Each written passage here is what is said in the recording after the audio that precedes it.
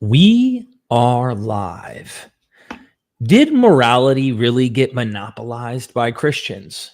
This is a sincere question because online, right, that's where you lose seriousness often. But here's the deal. Online, there are many people who regurgitate that Christians brought morality, and if we just followed Christian morality and we need Christian morality in order to keep society going. Christian morality is the best for society. The list goes on.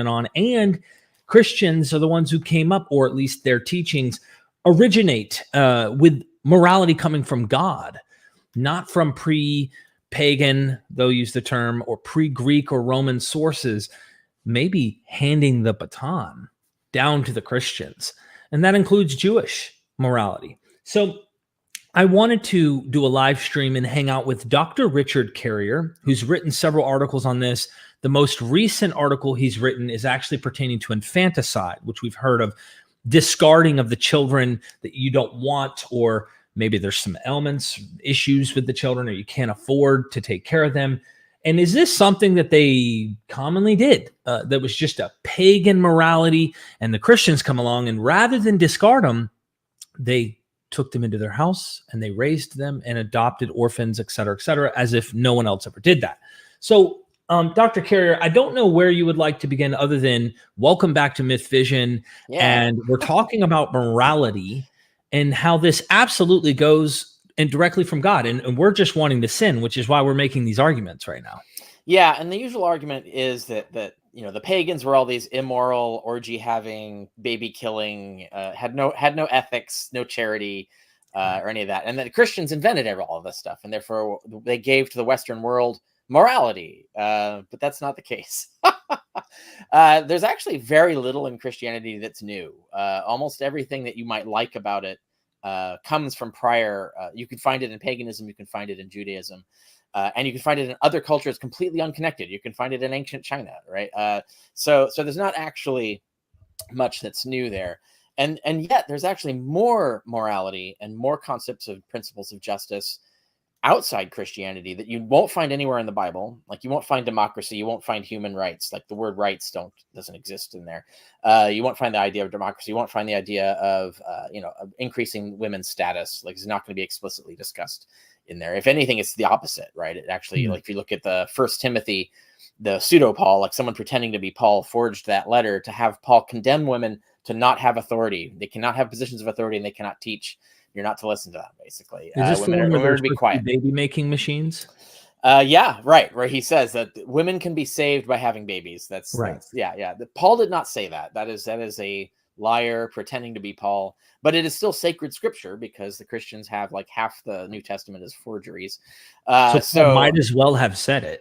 Right. Functionally from the perspective of Christians, whereas outside the Bible, we're seeing actually improvement in the rights of women and attitudes, even if the physical rights, like the legal rights, haven't improved, attitudes are catching up. And that all gets put on the shelf when Christianity takes over, and it basically institutes this sort of fascist morality for another 1,000 years until people rediscover pagan morality and pagan philosophy underlying morals and legislation, like the idea of, rather than divine right and revealed laws, principles of how do we rationally arrive at laws. Like that whole idea is pagan, and it had to be rediscovered in the late Renaissance, and then developed into the Enlightenment. And then, of course, that led to the Enlightenment democracies of the modern era, so United States, France, and so on.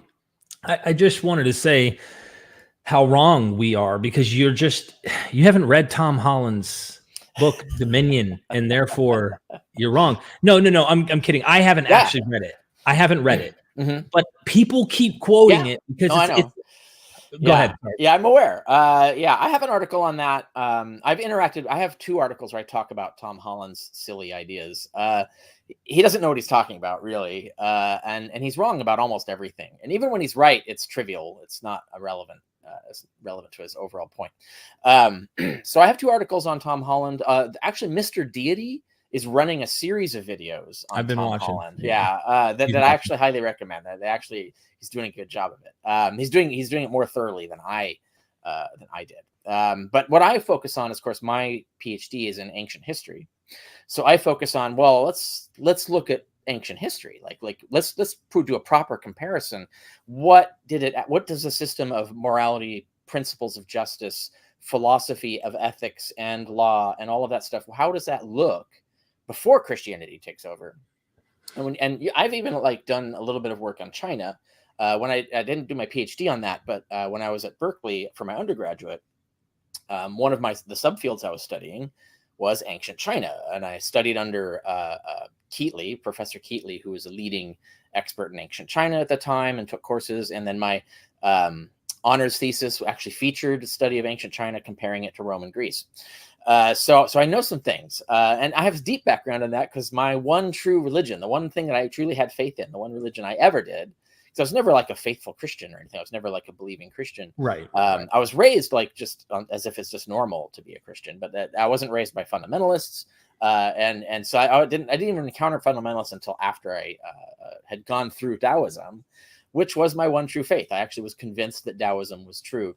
But then I studied more Chinese philosophy as a religious officiant, as a religious practitioner. So I studied more Confucius, more of the other Confucians, not just Confucius, as well as other Taoists and stuff. So I learned a lot about Chinese philosophy, and I found like a lot of the stuff that people think is that the Christians invented is like the Chinese were already inventing it, and they didn't even heard of Christianity, right? This is long before that. So yeah, even in ancient China, it's been global, which means that there are rational, evidence-based ways to arrive at our conclusions about this stuff. But of course, what they didn't come up with in China is democracy and human rights, those basic principles. Those principles appear to have risen out of the democracies and confederacies of ancient Greece before Christianity came along, and found their way into the earliest philosophies. Stoicism had one account, Epicureanism has another. So for instance, Epicureans, they invented social contract theory.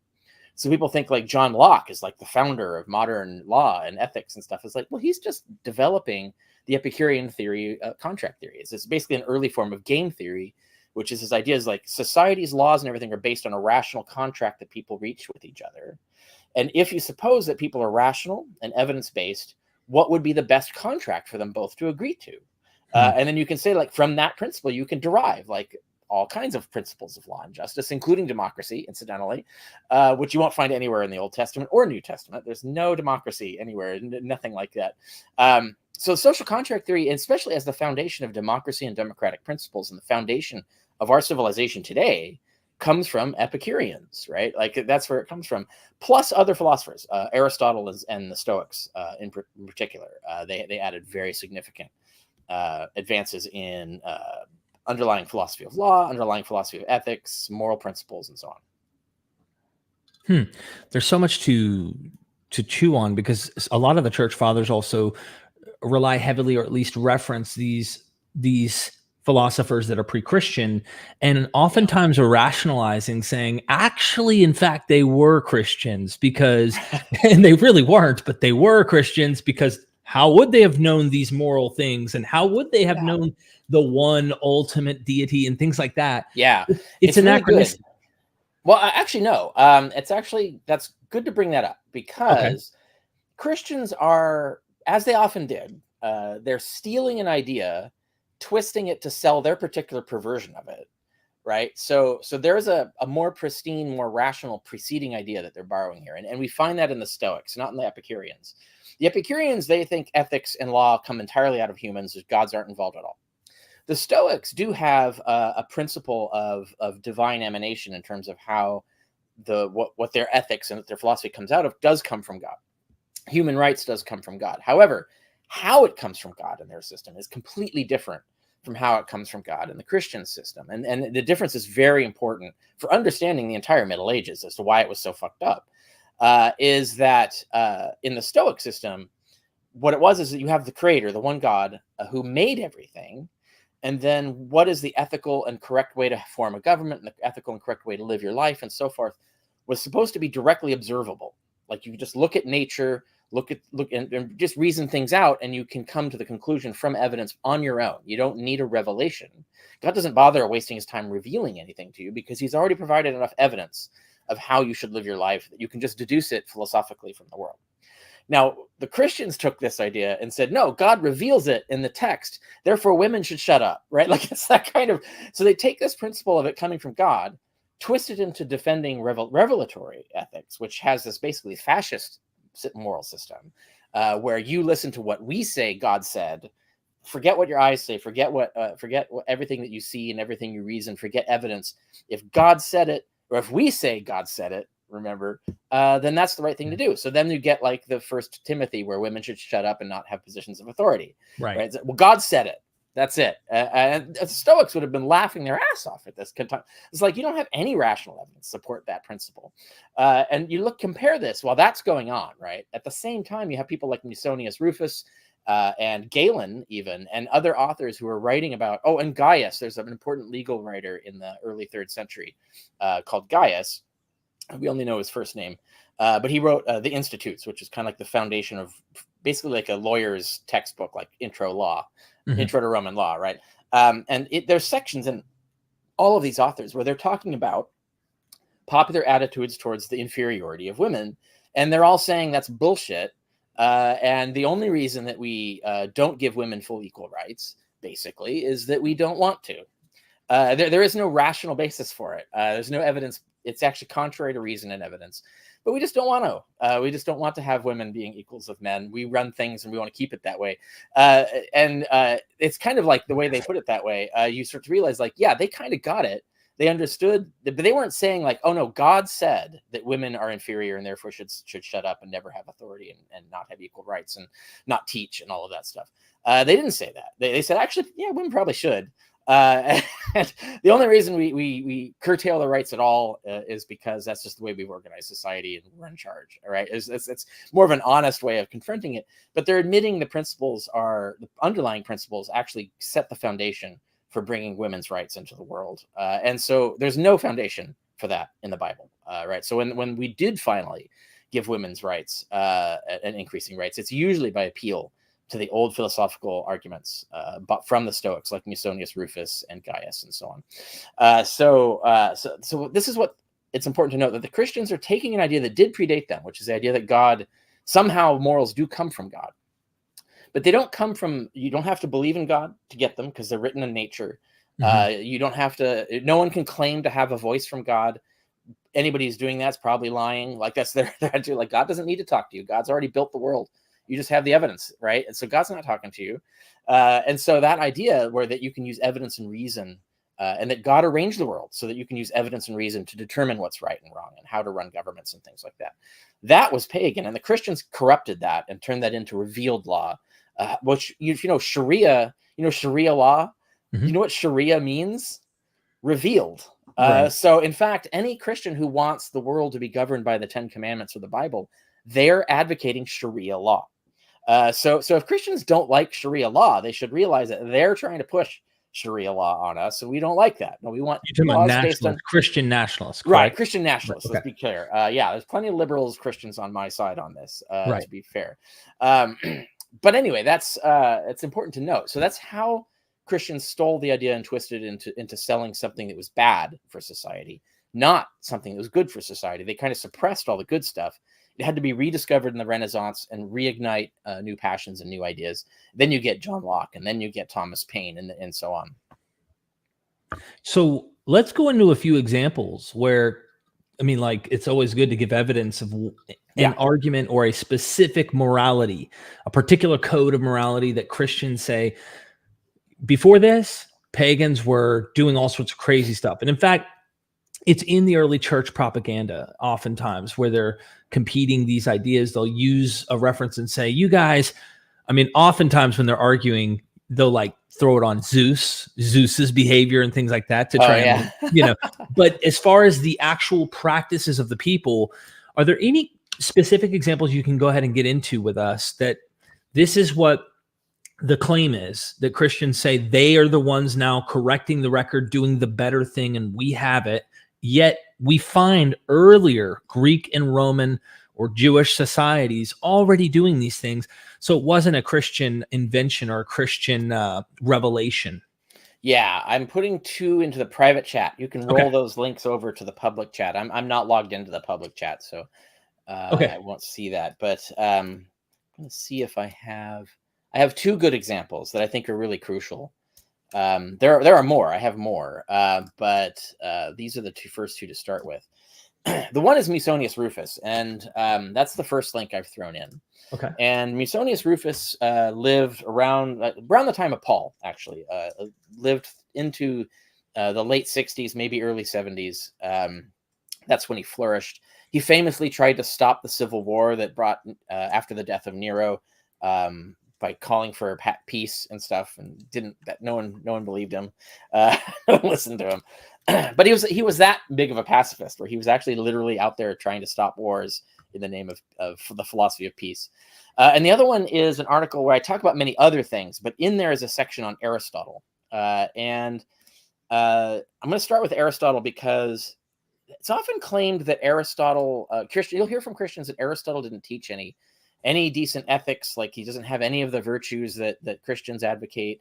He doesn't have anything like charity or generosity. They'll say that. And that's literally one of his first virtues, is generosity. So here, I'll just read off the list. These are his 8 cardinal virtues that he thought that all ethics should be organized around. One was generosity with money, time, and resources. He's he means generosity in the biggest sense. Right. Sensibility, like with money, time, and resources. Like, be reasonable about how you allocate resources for yourself and others.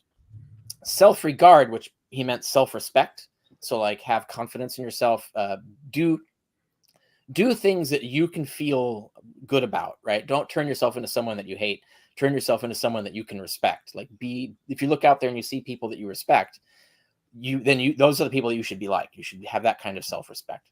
And then achievement, he said, have goals, make something of yourself, right? That's one of his ethics in there. Easiness, which is be emotionally even-tempered, like be an easygoing, friendly person, essentially. Don't be cantankerous and difficult, right? As this is his ethics, right? Another is friendliness. Another is cultivate friendships and be a good friend. That was important to him. Honesty is on the list. Be trustworthy, reliable, truth-telling. And charming, be pleasant company, be a good guest or host, witty and polite, etc. So that was his kind of like Aristotelian, you can even say aristocratic value system. But you could see everything there Christians at one point or another have pushed for. And there's really nothing missing from that list that we would actually want to keep. So like if Christians say, oh, there's something missing from there that we should have that we've brought, it's usually something bad, not something like, obsession with being anti-sex, for example, things like that. And wouldn't that be called sexual mores? Asceticism in a way? Right. Yeah. Asceticism is definitely bad. And Christianity did try to push some of that. Mm-hmm. But it's mostly like denigrating women and sexuality very much. And also denigrating religious freedom. If you look at the 10 Commandments, most of them are violations, basically commandments to prohibit religious freedom and freedom of speech, right? So like it's all the Bill of Rights of the United States Constitution is almost explicitly repudiating the 10 Commandments. The only ones that it would allow the preservation of are the common ones, which is just theft and murder, and perjury, right? Theft, murder, and perjury, but those have always been illegal for as far back as we have laws, right? Like goes back long before the Jews were even literate, right? Much less were writing their own laws. So those things have always in all cultures been illegal. That's not something that Christians brought to the game. Now, what you'll oftentimes hear, and I talk about this in the article that I linked to, is that people will say, well, where's compassion on the list, right? It technically is because Aristotle didn't see compassion as a virtue. He saw it as an emotion. So compassion is something you feel, and therefore it can be a motive to be moral, but it is itself not a moral. It has to be realized morally in an action, and that's why generosity is on the list. That's why a lot of the virtues on his list are stemming out of the principles of compassion, as well as principles of justice and honesty and things like that. So the principles are feelings that motivate these ethical principles, the virtues. That would be how Aristotle described it. And you can see, like, that's what else does the West need? Right? We could just go by this list and Aristotle's reasoning and we'd be fine, right? We don't need Christianity. We could have done without all the harmful, toxic things Christianity gave us if we just all became Aristotelians, right? So that's one example. And in the Musonius Rufus lecture, I give others, and he's a Stoic.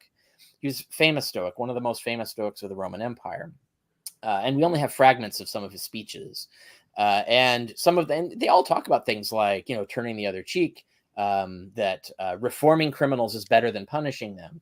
The idea that you shouldn't rely on the labor of slaves, right? Like something as rudimentary as that. That's not even in the Bible. Jesus never said that. Jesus says, hey, maybe you should just sell your slaves and not buy anymore, right? Like maybe you should not rely on that. So it's not in there, right? But Musonius Rufus had a thing to say about that.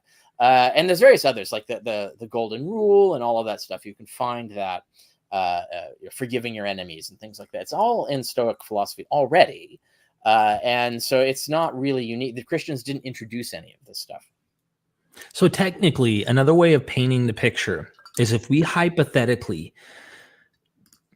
imagine history was won by Stoics, some version of non-Christian philosophy ends up ruling the empire. They run all the way down, and then we end up hitting the Enlightenment, whether it was earlier, as you might suspect it would have hit earlier than it actually hits in history. But let's just say we hit the Enlightenment. Yeah. These quote unquote pagans would be saying, you owe us everything. We're the reason that you had the Enlightenment. We're the reason. They would say the same thing Christians are saying, but they're the ones. Right. Well, actually with one difference, because what you're describing actually did happen. Okay. So this is, I'm going to put another link in. This link is to the Christian Nation Nonsense. It's an article I wrote. I actually gave this as a speech on the steps of a state capitol once. And that's in the article. And the article is expanding on the speech. This is not a copy of the speech. It's just discussing the things that I mentioned in the speech. And I brought up the Sharia law thing in there. But it's the idea of comparing the Bible, Old Testament and New, but particularly Moses, with Solon of Athens, who might be mythical person, might be historical.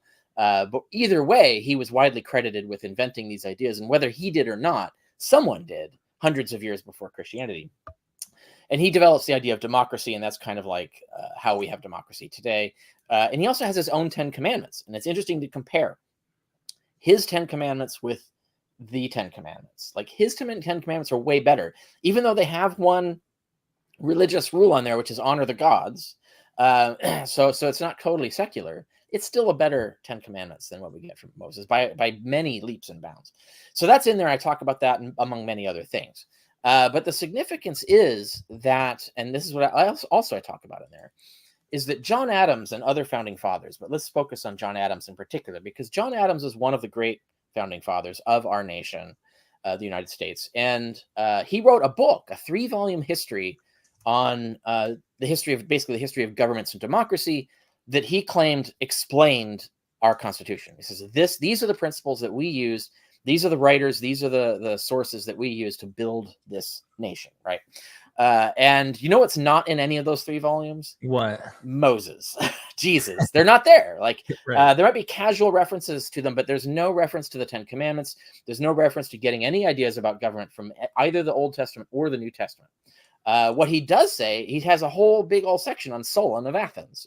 He says, Solon, look at these brilliant ideas, etc. But the point that I'm getting to, he goes to others, like he talks about Aristotle, he talks about the secular Roman political philosophers, talks about Cicero. Cicero is very important, who was technically, he's a skeptic. He was a Middle Platonist skeptic, kind of an eclectic philosopher. Had a lot of affinities for Stoicism, but he wasn't himself specifically a Stoic. And then later the Italian independent republics, and then the UK, like the United Kingdom's history of democracy. So those are the 3 volumes, basically covered all of that. And one of the things he says, and he's very adamant about this, he says it repeatedly over and over again in multiple sources, not just these books. He says, when we built our principles for founding the government, we did not rely on revelation. And we do not rely on he says things like that. Like we don't rely on inspiration or revelation. We don't listen to God or any of this stuff. No, we look at nature and we use reason and evidence to build what is the best way of doing things. Well, who's he repeating? He's repeating the Stoics, right? Like that's exactly how the Stoics and the Aristotelians and so on all said how you build ethics and how you build morality or legal systems. It says you look at the world and you reason it out. And so that's his point. He's saying, yeah, so he's basically saying what you were just saying is like, this is what created the Western world, this great Western thing, the experiment that we have is all of these pagan secular philosophers who saw what we saw, which is that you should develop it from evidence and reason, from nature and stuff like that. So that's exactly what happened. It's just we had to throw the yoke of Christianity off. And I think the key thing was that when the American Revolution happened, they were just at the end of decades-long horrific religious wars. So like the 100 Years' War and all these other like really, really destructive, violent, deadly, brutal wars over religion. And so when you see all the anti-religious stuff in the Constitution, the no religious test for office, the complete religious freedom of the First Amendment, all of those things, and then even the Bill of Rights, where it repudiates a lot of the Ten Commandments, all of that is because they're rebelling against Christianity. They're saying, you know what, Christianity has caused so much bloodshed and has never gotten anywhere in building a government. We're going to cast all that aside, and we're going to build from basic principles, ground up, evidence and reason, natural world, social contract theory, Stoic principles. Even when you look in the Declaration of Independence, it says nature's God, right? Nature's creator is in there.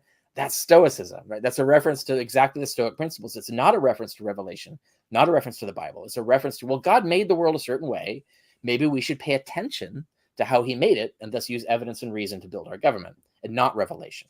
Explicitly reject revelation. We do not use that and do not rely on that as our basis. And so that is the pagan way of doing things. And that the founding fathers did praise that as the way to build our nation. And that is how we got where we are today. So one nation under God. This God that is being mentioned here is more of a universal philosophical. That's not in the Constitution or the Declaration. So okay, but I'm asking you, like, you just quoted 1950s anti-communist fascist who gave us the Pledge of Allegiance, right? So the Pledge of Allegiance comes from the anti-communist religious fascists, the religious nationalists of the early 20th century in the United States. It actually repudiated a lot of, like, the founding fathers would be horrified by the idea of forcing kids to recite the Pledge of Allegiance that had a religious test in it. They actually prohibit that in the Constitution. You cannot have a religious test for holding any office, or for the office of president at least. And so that goes against all their principles. So that's a late sort of fundamentalist, not necessarily fundamentalist, but definitely a Christian introduction later. And because it's not encased in the Constitution, that's how you know it was a late and not an early thing that they came up with. So getting back to Stoicism, because this is, you bring up the observation of nature. You, me, we've talked about this before, especially when you were encountering Israel only, on what was going on in Romans, especially at the beginning with morality being encoded in nature. You can look around, etc. Paul's making this same point. So he's being influenced by the philosophy as you're describing in some ways. He might be a mixed bag between Middle Platonism and Stoicism in some ways, but at the end of the day, that's like the going thing at the time, it seems, that he may be influenced by in these letters. And my question is this: you'll see some of these like apologists that are Muslim apologists or Christian apologists, and then you have a secular humanist like me, or someone who comes in and goes, look, I used to frown upon same-sex relationships or other moral quandaries that were like, that's a no-no. And then you might go, well, in nature, it's pretty common. And then they go, well, in nature, it's common when a mother kills the child. Well, I brought this up to Natalia Reagan. I hope I pronounced her name properly. She's a primatologist and an anthropologist. And she was talking about this in a pre-record, which I'm still editing to get out. And she said, awesome. Yeah, I'm looking forward to that. That sounds great.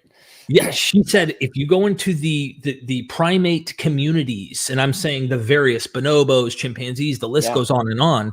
In fact, when those things occur in nature, they are not like, oh, okay, you're just killing the child, it's okay. Like they morally, these animals, we like to think we're different completely. So I'm making the point for this video to say, these animals are not on the same page. There might be an irate father or mother that might have infanticide occur. The rest of the community is not okay with this. And in some communities, there are like hobo type, they don't work, they don't try to like help and participate in the rest of the community, and the others feel bad for them, and they still bring them food from time to time, but they also murmur under their breath like, get off your ass and do something, instead of panhandling the rest of us. It's so human-like. Right. And so I know I just went way back to say you can see in nature an evolutionary approach to how this stuff is constructed and societies start to build at large. But I wanted your 2 cents of what you've observed as you've been researching this Yeah. stuff and encountering it. So two sides to that. One is Musonius Rufus has a story about that, where he uses the same analogy of birds. He says the birds don't reap or sow, and yet they can they make sure all their kids have food. They don't store food. They don't do any of the logical things, but they still can provide their kids with food, and they make sure all their kids are fed. Now, we can set aside whether that's true in nature or not. But that was Musonius's argument, which is actually a much more interesting and ethical argument than Jesus. When Jesus uses the bird saying, he says, which he probably got from Stoicism. So he's probably altering the Stoic doctrine, or whoever wrote this, whether it was Jesus or not, doesn't matter. When he says the birds don't reap or sow, his message is, oh, God will just provide. Manna will just fall from heaven, essentially. So God will provide. He's not using a kind of like how you can provide, right? He's actually taking the same parable and taking it to the opposite sort of toxic premise, which is the idea that don't worry about things, God will take care of it. No, that's not how society works. You're not going to get fed that way. So that's actually bad advice. Whereas Musonius, his version of it is good advice. Now, let's assume that we can find examples of infanticide among birds, right? Like say birds, there are birds who kill babies and eat them, for instance. Not necessarily their own babies, but they do, right? So, let's take that as an example. I've written on terms of philosophy that we shouldn't use nature as a model, actually, in that sense. Like we don't say, like, look at birds, we should act like birds. Like, no, that's actually a stupid idea. Birds are irrational and don't respond to evidence very well. And even if you look at primates, right, there's a lot of behavior that's both praiseworthy and you can learn from among the different ape species, but also a lot that isn't. And that's because they're not as rational and not as, evidence-based reasoners as we are. We can do better even than that, right? So, but you can still look at, when the Stoics are saying, look at nature, they don't mean let's live like animals. Right. Kind of that's how the Cynics, which is a whole separate school of philosophy at the time, they kind of did say that. Like, let's just live like dirty hippies, like the animals, right? That's kind of their thing, but no one liked the Cynics, right? There was basically, they were the dirty hippies of their society. And so most people like Stoic philosophy or Aristotelian, etc., or even Epicurean. And their view was, when they say look at nature, they don't mean like let's emulate animals. What they mean is what Epicurus was talking about, which is let's look at how the world works, like how it functions physically, and what is necessary for us to have a good society. So given the way the world works, given the way we're built and constructed, how should we behave to have good things, right? And so then, and from that you can deduce, oh, well, we need well-organized societies. We need philanthropy. That's actually one of the Greeks invented philanthropy as a basic foundational principle, that good citizenship entails charity, right? Like, you're not a good citizen if you're not giving back to the community in important ways. Things like that, right? So that's when they say look at nature, they mean in a more sophisticated philosophical way. And they're right. Of course, that's what Adam Smith meant, right? It's like when, not Adam Smith, but John Adams. That's what John Adams meant. It's like when we look at what we have to do through evidence and reason, what we have to do to have a good society. These are the things we have to do. So we have to have democracy. We have to have religious freedom. We have to have free speech. Because if we don't have those things, we'll look at all the fucking wars and destruction and injustice and misery that results. We could get rid of all that if we would just adopt these principles, because that's how the world works, right? So that's their idea, which is true. And I think naturalist philosophers, humanist philosophers today still adopt that principle. It's the idea that we can look at the way the world works, the resources we have, and our limitations, and what sorts of rules should we follow that is good for everybody. And we still get that. You look at philosophers like John Rawls, where he's saying the best system is the one where you design a system, but you don't get to choose who you are in it. And then if you think that way, what system are you going to build? Are you going to build a system that treats the disabled like shit?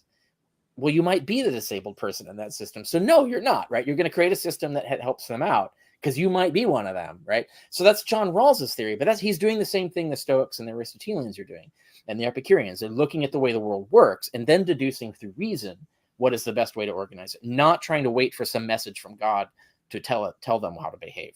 And that message from God method has never worked out for the world. Like, it's always been bad. Like, there's never good stuff coming through there. Even when it is good stuff, it's just a repeat and a rehash of the good stuff that people could figure out on their own without it. and then it's mixed in with a bunch of toxic stuff that's bad for society. And so the revelatory method is bad, but the reason and evidence method is good. And that's, John Adams all the way back to Aristotle, right? So that's the system that's been running in parallel for thousands of years to the origin and development of Christianity. I have two ideas I'd like to get you to tackle on, and before we end up getting to like questions and stuff, thank you for the super chats. I appreciate the support. I'm really enjoying this discussion. I think we're going to go a little deeper, and I don't want you to necessarily psychoanalyze, but if you got to, go for it, Dr. Carrier. I'm interested in knowing, why do you think there is a huge push of this going on online between Christians, non-Christians like Tom Holland, who are painting a portrait, so to speak, as if, wow, we better thank Christianity for all of this. And of course, I imagine rooting for your own team if you're within the group, in-group, out-group kind of ideas. But do you think that they know? Are there any people that know this isn't true and they're still saying it because, I don't know, whatever reasons? Or do you think they're BSing themselves into pushing this propaganda? What are your thoughts about the reasoning behind it? Well, I don't know all of it. I haven't followed everybody doing this, so so I don't know the answer to that question. I can speak to Tom Holland and a few others that are so that you got two different kinds of people doing this. You got the Christian nationalists doing it. First of all, it's not new. I should point out I've been dealing with this rhetoric for my whole atheist life for the last 30 years, basically. So it's not new. When you go look at my article on the Christian nation nonsense, that goes back already by itself goes back 10 years, right? More than. So it's not new. But there's two different camps. There's the fascist Christian nationalists, right, who are doing this because they want to bring back revelatory control. Basically, they want to be able to have their own ideas out of their head, and they'll just claim they're endorsed by God.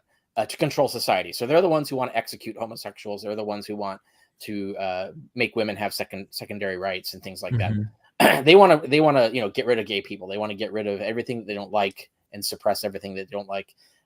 So they have their own fascist agenda. And so for them, they need to rewrite history to promote to say our agenda is best because it's based on Christianity, and Christianity is the thing that gave us everything good. That's the argument, right? It requires tons of lies, and I think most Christian nationalists who spew this are liars. Not necessarily rank and file. The people who repeat what they say are just dupes, right? They want this to be true, so they just believe it, and they're not good critical thinkers, so they don't fact check it, so they don't know that it's false. Or they don't even want to know if it's false, right? Like they'll reject all evidence that it's false because they need it emotionally to be true. So you have the top level liars, and then you have all the masses of dupes that they fooled into doing this. So that's one trade. Another is the Tom Holland group. Tom Holland is a liberal, right? So his idea, he's not a fascist, right? He's anti-fascist, but he wants to believe that Christianity did all of these things for some other reason. Now, I haven't really analyzed what his motives are. All I know is that he's factually wrong. As to why he's factually wrong, well, that might, like you said, that might require some psychoanalysis that I can't get at. But I haven't studied the liberal side of it. So I'm aware that trend exists. Tom Holland is an example. But why they advocate that, I'm less certain of. Why they think they need to advocate that. And I can propose one hypothesis, which is in between these two groups, there's a third group called the neocons, it's the neoconservatives. The neoconservatives are secretly atheists, but their position is that they should pretend to be Christian because Christianity allows you to control society. And if you don't control society, it'll go to hell in a handbasket. So you need the Christian message, even though it's false, literally false, you need it to keep people in line. And so that's one view. More like a pragmatic thing. Right, a pragmatic. It's literally Plato's Republic. So this is what Plato said. Literally in his book, The Republic, this was his entire model society, is that you have to make up a myth, like a religious myth that you'll govern the society by, and then you have to kill or jail anybody who says the myth is false or tries to change it, right? So you have to have guardians who know that it's a myth, but can't say that publicly. They have to pretend that it's real to keep society in line, right? So this is Plato's entire model. The Vatican, through the Middle Ages, even today, is still built on the Plato's Republic model, right? It's based on I'll bet a lot of people in the Vatican know that what they're preaching is bullshit, but they're afraid that if they don't preach it, society will go to hell in a handbasket. And so they have this idea that's just right out of Plato. Now, is Tom Holland doing something like that, where he's at least admitting to being an atheist, but he's trying to have his cake and eat it too by saying, well, nevertheless, Christianity came up with all these ideas, so we should get our ideas from Christianity, right? So it's still a, how do I save society? Because evidence and reason, I don't think is going to cut it. I need to lean on something. And so I'm going to pick Christianity because I think it's gotten the best outcomes. That's still false, because actually it's the other way around. Like, the pagan ideas have given us the better outcome. If you got rid of all the stuff that wasn't pagan out of Christianity, our society would be better, not worse. And so I just think Tom Holland is wrong. I think I don't think that he knows that he's wrong. I think he just is just wrong. He's just a bad critical thinker. He's not actually a historian. So that's why he's bad at history, which that explains that, right? At least. He's just not a good critical thinker. So it'd be interesting if I could get you and him on, like, for a discussion or something at some point, moderated, sure. of course. Yeah, totally opposite views on this particular matter. But it would be interesting, because while I haven't read Dominion, I have heard him reading, like, he's written something about Caesar Augustus, and I was reading it and I thought I was reading about Jesus. And he was showing, like, actually, look how much Jesus looks like, in a political sense, like Augustus, in the way that he's being described in these things. From, sure. Yeah. Healing diseases. The vocabulary. Yeah. All right. Yeah. The heroism, really cool, the mythology. Right. Mm-hmm. Yeah. Controlling weather, things like that. And just, like, in the mythology there, but that whole Roman imperial cult propaganda, and then, of course, the Christ propaganda that we find in the New Testament is, like, there's something there. We've had several scholars, like, that make a case on Mark having some type of interaction, competing probably with that. But I was like, okay, hold up. He's seeing this. I've never read Dominion, so I can't really say. Right. We got a lot of super chats coming in. Is there any other evidence that you can think of that's just a really big one that was already established within Greek and Roman society before Christianity arose? Yeah, there's one more thing. I'll throw the link in for another article that you can port over to the. So there should be 4 article links now in the comments. I'm adding to the description of the video. Yeah, so this one's the Christians did not invent charity and philanthropy, and that's where I go through all of the welfare system, both the ethical principles and the legal principles of the Romans. So there's a tremendous amount of charity, like including entire charitable foundations. So they actually invented the idea of the charitable foundation, where you take a huge sack of money and then you bank it, and then the bank loans the money out and at interest. And then from the interest, it pays a charitable cause indefinitely, right? Because it's a self-sustaining charity. So they had these for medical. They had these for education. They had these for feeding people. They had it for bringing water to people. Like, there's a lot of things that were solved through educational or through charitable foundations, and just charitable giving. So there was a lot of, like, this idea. There were ethical principles that you should give, and there were also political principles that it was the obligation of the elite, the wealthy elite, to build infrastructure for their city, for example, that everybody benefited from, roads, aqueducts, and things like that. That it was their obligation to just do this, and because they had the money to do it, and it was good for the people, it was good for the society. So these ideas, the very word philanthropy comes from the ancients, right? So they invented the idea of charity in this sense. Christianity just took credit for it later on. I was like, oh, we invented all the charities. So anyway, I have that in there. And I think one of these 4 articles also backlinks to my article on orphanages. The orphanages are a Christian invention, but they're actually a bad idea. And I go into why they were actually, orphanages represent a failure of your system of taking care of orphans. The original system, and they actually had magistrates. So like in Greece and Rome, they had people who were appointed as offices and paid by the state, who were, their whole job was, they were the orphanistes. Their whole job was to take care of orphans. Like, that was so it was a part of society's government, right? Is how to take care of orphans. And how they did it is they got orphans placed, right? So they got them placed in adoptive families or foster families. That was their main mission. That's how you took care of orphans, is you gave them a family. When you failed to give orphans families, then you stuffed them into institutions like a prison and then call it an orphanage and claim that you've done something good. No, we know now, like lately, there's been a trend to get rid of orphanages. We know that they're systematically bad. They're not the correct solution for orphans. We need to actually place them, be more positively aggressive about placing orphans and families, because we know that's the better solution. That was the solution in antiquity, but it was a solution understood by the people and by the state. It was funded by the state and stuff. So it was actually a communal charitable enterprise in that regard. So that's all of that stuff is an example of how there's all this stuff existed before Christians came along. And it was actually way more sophisticated and had much more rational foundations in the pagan system than it did in the Christian system. One more thing that comes to mind, I was reading, someone posted an article on Facebook. I think it was an article. They said that Christians invented the hospital. And I thought, okay, that's interesting, because I was just reading some primary sources in my last documentary about Asclepius temples and how they're healer-doctor type centers, where they're kind of a mix between the religious rites, but also you didn't even need to necessarily be. I mean, early Christians went to Asclepius temples, according to a Christian scholar that I've actually talked to, Pauline. Like Christians would have probably gone there when they got sick or needed certainly help. Early on, that you had nowhere else to go, right?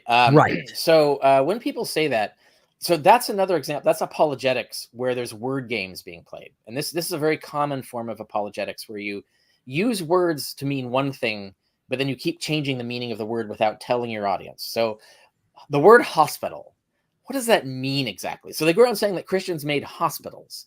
What do you mean by hospital? Like, normally when you go around telling people hospital, they have in their head a scientific medical establishment designed for the scientific medical care of people. You don't have in your mind a mere hospice where you just stuff people and nurse them, right? Right? Like, well, you're sick, lay here. We have a nurse who will take care of you. Maybe you'll live, maybe you'll die, good luck, basically, right? So that's just a hospice. That's not a hospital.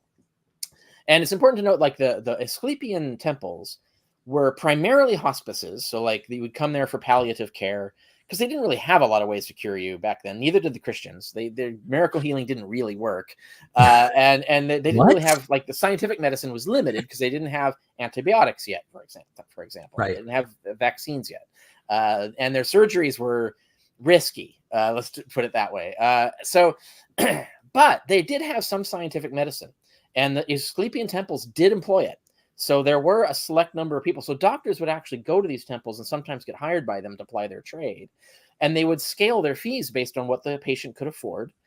Some city-states actually had funds set up by the state to give permanent salaries to doctors on the condition that they would treat the citizens of that city, right? So you've got basically public health care already, right? Like that's the kind of thing that you're looking at. And so you had these kinds of quasi hospices, hospitals all over the empire. All the Christians did was put a cross on it and then claim it was theirs. It's like, so they didn't change the principles, they didn't change the organization, they didn't change the architecture, they added nothing. They just stole it and claimed they invented it, and that's what happened. Now, when you talk about really like hardcore scientific hospitals, like when you walk around, say, hospital today, the Romans had that, and it was for the Roman legions. They had these valetudinaria, which were badass, really, like the whole architecture was designed scientifically for the care of patients. They were staffed by medical scientific doctors, surgeons, like actual, like the whole, like exactly what you would think a hospital looks like. That was the Roman system. And the legions weren't the only ones who had access to these hospitals. So legionnaires, that was one of the benefits of joining the legions, is that you get this badass healthcare, right? But also, like certain like higher ranking people could get access to them, and slaves often could get access to them. So they were sort of like they weren't necessarily universally available, right? Hospitals.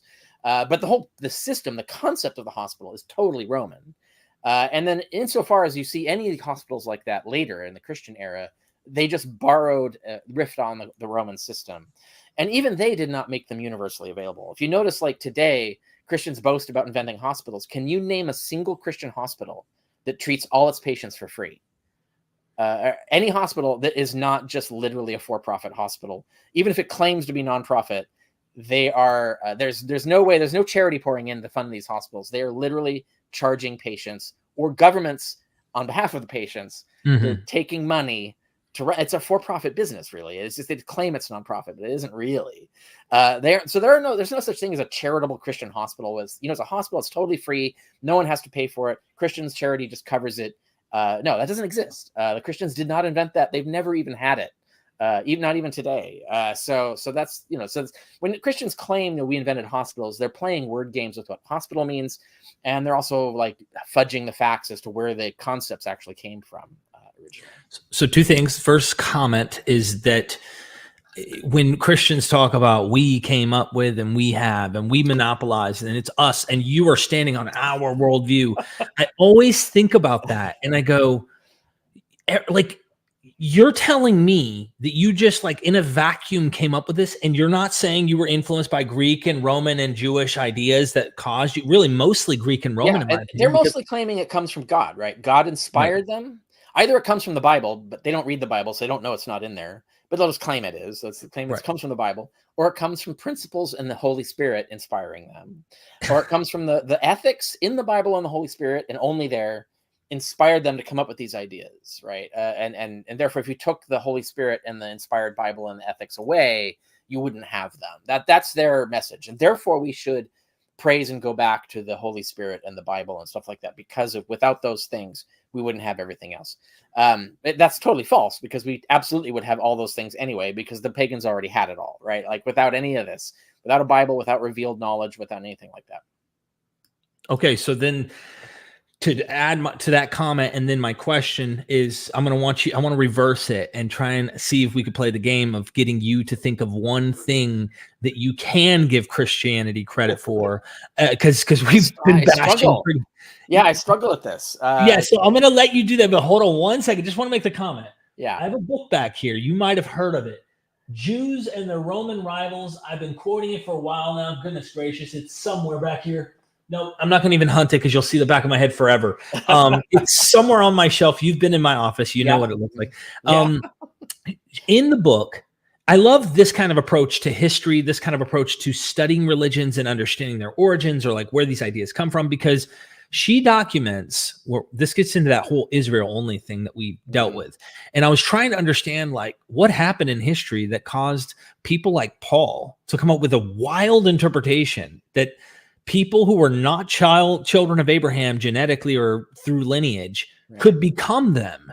And so where did this inclusion to the people of Israel come from? And she documents how the Jews saw the Roman system. And then she quotes the Greeks who said the Romans were going to have the greatest society in the world. They were going to be the best. And the reason is we Greeks did not include citizens on the level that they did. They were way more inclusive in creating and granting citizenship and like making their family of Rome bigger. And so the Jews were inspired, competing, realizing we can't beat this. We have to change our system. And so they reinterpret much of the text that they're reading in their sacred scriptures to incorporate people into the seed of Abraham. How do you do that? Through the pneuma. And now you have all this like wild, interesting reinterpretation to make it modeled there. Now, like reference to the pneuma, the Holy Spirit, right? That's they had the concept of the Holy Spirit, also Stoic, incidentally. So that they invented the idea that's the way God communicates with the world and knows things about the world, is through the fluid of the pneuma. The Holy Spirit fills the whole universe and permeates everybody. But he doesn't do it like, he doesn't talk to you like a person. It's just like he might give you like your reason, like your ability to think rationally. But he did it, like Galen says, he did it by physically organizing your brain to think like a computer, as Galen would understand it. So he didn't do it like through revelation. He did it by organizing the nature of the structure of your brain and how to think and stuff like that. And so that's how the Holy Spirit works in the Stoic system, which is a much more naturalistic model. But in the Jewish and Christian model, it was God on high, literally inspiring you with his own wisdom, sometimes with words even. Hence, the prophets are just the instruments that God plays, right? Like their words are God's words, and he's just moving them like puppets. That's the revelatory system. But you can see how they both took the same concept of the pneuma, but they ran with it in different directions and used it in a different way to get their results. Now the hard thing to do here, Dr. Carrier, because people are going to go, man, come on, you are just so heavy-handed and antagonistic, and sometimes we're antagonistic, of course. I admit I have a chip on my shoulder a little, but what is there something you can say? Hey, you know what? This was a clever thing that happened historically that Christians did do. We've shown that they didn't do all of these other things. We've given examples of why they just remodeled, repackaged existing models in their own times, and oftentimes it didn't work out as good as it used to, it seems. What's something positive you could say they've contributed? Yeah, I've really struggled to come up with, I want to find some answers to that question. So I'm open to people's suggestions. I want to hear them. And that's how I got into the orphans thing, because I thought maybe that was one, but it turned out not to be. And another one was music, where Christians will claim that they invented polytonic music. They didn't. What they did invent was a very, very, very niche kind of music called contrapunctal music, which is a really weird form of music that hardly gets used. And you see, like, that's a really trivial thing to claim responsibility for, right? It's like claiming that like Christians trying to claim that they invented the surfboard. It's like, that's not, well, it didn't revolutionize society. I don't know why. And they didn't anyway, of course. They did not invent the surfboard. But they made a certain brand of a surfboard. And right. They put a little fin on it. I don't know. But no, it is hard to find an example of something. So like I look at, for instance, to give you an example of why this is hard. So what I thought would be an easy one is they got rid of the gladiatorial contest. So blood sport for entertainment, or I should say like explicitly for no, that doesn't work either. Anyway, just having it in your theaters and just having blood sport, getting rid of it, right, is a thing they did. But unfortunately, they replaced it with another form of blood sport, which is extremely terrorizing, horrific public executions. So they developed some of the most horrific forms of execution and made them on public display. And what do you get? Everybody shows up to like watch the blood sport. Like they just replaced one blood sport with another, and then targeted political victims with it. Rather, it's like, that's not an improvement. That's actually going backwards. Whereas if you look at the height of the Pax Romana, the gladiatorial system then was still brutal. It is like boxing with swords, and death is an expected outcome, definitely right. Maiming and things like that. But often, so some of those are actually criminals, not for political reasons, but like murderers and rapists and stuff, right. Like they get in there. But a lot of them work there. They volunteered. They did it for themselves, right? They wanted the glory. They wanted the possible rewards, right? So it's like one of those game show systems where everybody gets treated like shit, but if you can survive to the end, you actually get a brilliant prize. Yeah, it's a terrible system. But it was actually a little bit more humane than the horrific public execution system that the Christians developed. So even where you could maybe have given them credit, they failed at it, right? Yeah. And so that's the kind of thing that I have a problem with. I have a really hard time finding something that they made actually better, uniquely through their own principles. And I can't think of an example. I have not found one yet. So you're telling me. You're telling me that Christians did not give us the modern blood sport called football? I don't think we can blame Christianity for that. I'm kidding. That's a good example of how the people who invented it just happened to be Christians, but it wasn't Christian principles that guided their construction of it, right? So you can't blame Christians for the horrible, the brain injury. Like, we're doing horrible brain injuries. Right. These are people who are dying early. They're being driven to suicide. They're being horribly crippled mentally by this sport, and everybody just cheers on, right? So it's like we've kind of brought the gladiators back in a way, and no one wants to admit that.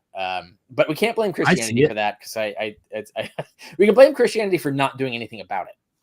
That you can blame Christians for not speaking what Christ would say. Is like, if you think gladiatorial contests are immoral, you should think football's immoral, right? Like, if that's what your principles are. I might argue with them on rational basis, but if you're going to stick to your guns and be like a true full-on pacifist Christian, where people are not to be like maimed and mentally destroyed for entertainment, if you actually believe that, then you should be anti-football. And this gets to the whole idea of like, a lot of Christians don't actually do the things that they believe their religion teaches them to do, which is a separate problem. And you can blame the pagans for this too. This is something we didn't bring up before. The pagans had a lot of great principles and ideas, but they were bad at implementing them. So if you look at the Roman system, it became increasingly fascistic. And one example of this is that the Stoic political theory was that everyone should be equal, like equal justice, like everyone should have equal access to justice. Everyone should be equal before the law. This is very relevant now with the Trump trial era, right? Like the president should not get you immunity from anything, right? Like you should be treated like anybody else. Right. But the Roman system sort of started almost heading in that direction, but then they veered away and they created separate legal systems for different social ranks. So even though their principles said they shouldn't do that, the system did it anyway. And you can blame the Christians in the same way. Like Christians had a lot of principles that were good, even if they were borrowed from pagans. It doesn't matter; they were still good principles, Right? But they did not implement them. And so, like you could take slavery as an example. If you pick all the sides of Christians who say that you can find messages in the Bible that should tell you slavery is wrong, even though it doesn't, but you can say like the Golden Rule, for example. If you take the Golden Rule and say that should entail opposition to slavery. And you say, yeah, actually it should. But just as the Roman system failed to do that, so did the Christian system. In fact, the Christians made slavery worse rather than apply the Golden Rule and get rid of it. But that's not Christianity's fault as an ideology. It's the fault of the Christians themselves being hypocrites and not following their own principles. And you can make that same claim about the pagans. They too did not adhere to their principles. They made some shitty decisions about how to organize society for sure. And the example I gave at the top of the today was how they treat women. Like they knew in the inferiority and unequal rights for women were not rationally justified, but they did it anyway. But they at least admitted they were doing it against their principles. And at least some of them did. I should say some of them would not have admitted that, but some of them did. Like the better of them did admit that. But you can find that in Christian society. You can find Christians like the Anabaptists and the Quakers who are like absolutely anti-war. But they're like minorities, and then most Christians are just fucking kill them and go to war, right? So it's the tendency to war is not a product of Christian ideology. It's just how Christians behave. It's possible to create a Christian system where Christians don't behave that way, but Christians never liked those systems and always rejected and treated them as outcasts and even went to war with them. Let's say that you look at how Quakers and Anabaptists were treated by the majority of Christians. It's very sad history. But you can say the same thing of the pagans. So the pagans were not better than the Christians in this respect. It's like in terms of they had high principles, but they didn't necessarily always implement them the way you would expect or want them to have done. Thank you. I would like to turn to super chats here, if that's fine with you, Dr. Carrier. I'm sure some clever comments and statements and questions will come up. So many things when we're talking come to mind, and you and me could go on and on, honestly. So I really, I don't mean that.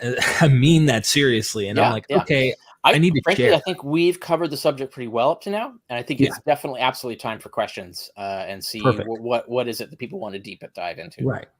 Because I mean, all we do is just get more into the specifics and about how more examples of the same principles we've talked about. Yeah. Right. Okay. Q, thank you for the super chat. Imperative logic plus, is it eudaimonia? Eudaimonia. Literally good spirit. It means it gets translated as happiness. But that's kind of a mistranslation because they don't have the same valence as the two words. It means more like satisfaction, self-satisfaction, living a satisfied life. You could say being in good spirits, I guess. Like you feel good about yourself, you feel good about the world. You're in a state of eudaimonia. So it's not explicitly happiness, but it's something like that. And that was the basis of Aristotelian ethics. Was the pursuit of eudaimonia was the ultimate goal. And Aristotle's argument, and I think he was right, actually, about this, is that everything we do for a reason. And you can take that reason and ask, well, why do you care about that? And then you get an answer, right? You come up with a reason why you care about that. And he says, well, take that and ask the same question. Why do you care about that? And then you keep going down and down and down. What's at the basement? What is the one thing that you like, you want, and you're pursuing for itself and not for any other reason? And Aristotle finds that it's eudaimonia. That's the one thing that we do everything for. And we would never sacrifice anything else but for that, right? And so I think he's right. I think there's a more modern scientific way to put it, but he's basically got the right concept. And so what he then does is that, well, if that's the case, let's look at the natural world and how humans are and how humans things and how interactions work and stuff. What leads to eudaimonia and what doesn't? And that's how he comes up with his ethics. And so that's where you get imperative logic. Aristotle's system was not based on imperatives. It was a virtue ethics principle. So it had implied imperatives. So like if you were generous, that implied that you ought to be generous. So he's saying like you ought to be generous as a principle, as your way of being. And then that would lead to specific imperatives. You ought to do generous things, like you ought to throw some coins to a beggar, right? Things like that, right? So that's how Aristotle organized it. So imperative logic plus eudaimonia equals naturalist morality. That's how the early philosophers are thinking of it. You can show the similar line of reasoning, not exactly the same, but similar in the Epicureans and in the Stoics and so on. I have my own principles set up where I bring what we know from sciences into it, which is important. I think we need to update Aristotle with new science. We have lots of science about the science of morality, both at the social level and at the individual psychological level. So all of that is in the one that I have, the Aristotelian 8 principles, that link that went up in the comments. That article, I go into all the other science, the modern science, updating it. So my answer would be yes, once we update Aristotle with modern science. Thank you. Appreciate that. Eddie M with the super sticker. Thank you for the support, Eddie. Really appreciate it. Casey Moe, Dr. Carrier is the GOAT. I recommend on the historicity to anyone who will listen. All right. Yeah. Thank you. Appreciate it. Yeah. Seriously appreciate the support. Yeah. Mario, I appreciate people funding this. We need more. I would love to talk about more of these topics, not just Jesus all the time. Yeah. So I'm so happy to be here talking about ancient ethics and things like that, and philosophy, because I do a lot in those fields and other fields. I'm not just a Jesus historian. So I'm always delighted to do this. And so, yes, throw some money at this guy, do some super chats, put money in there so that he's encouraged to have me back on another philosophy topic or another something that's other than just talking about Jesus. But yes, obviously I do a lot of work on the historicity of Jesus, and I appreciate people supporting that as well. Well, this episode was going to happen whether or not anyone threw money at it or not. Yeah, I know. I was going to provide but it. I just want you to be encouraged to do more of these. Of course. No, eudaimonia, right? Everybody, come on. But seriously, the question comes up a lot. I see it a lot. And then you wrote this article and I was like, perfect timing. Mm-hmm. I was like, let's talk about this because this is important. As a Marxist, Mario, thank you for the super chat. I have to ask. So you're saying the problem with the pagan philosophers is that they were too proto-libs? They were proto-libs. They were proto-libs. I think being a Marxist, I'm assuming he means liberal in the more conservative sense of so like Adam Smith type liberal. I'm not sure. It was the problem. I don't know. They weren't Marxists. That's for sure. They were definitely property rightsists. Cicero invented the concept of property rights, and in fact, our capitalist system today is built on the Stoic principles that Cicero advocated. It doesn't come from Christianity. There's nothing. If you look at Christianity, it should be Marxist. It's not just Marxist. It's Stalinist. If you look at Acts 4, I think it's Acts 4, where there's Ananias and Sapphira, or there's a line that says, "From each according to his means, and to each according to their need." Almost exactly those words. Not exactly, but very, very close. Basically, the Marxist motto is in the Book of Acts. And two people who don't adhere to it, who hold back some wealth, God strikes dead. So like basically the message is, be a Marxist or we'll fucking kill you, right? So that's the Book of Acts. You don't find that in ancient pagan philosophy. You won't find any examples of that. The closest thing to it would have been the Cynics, but they were countercultural and kind of anti-civilization, not really Marxist per se.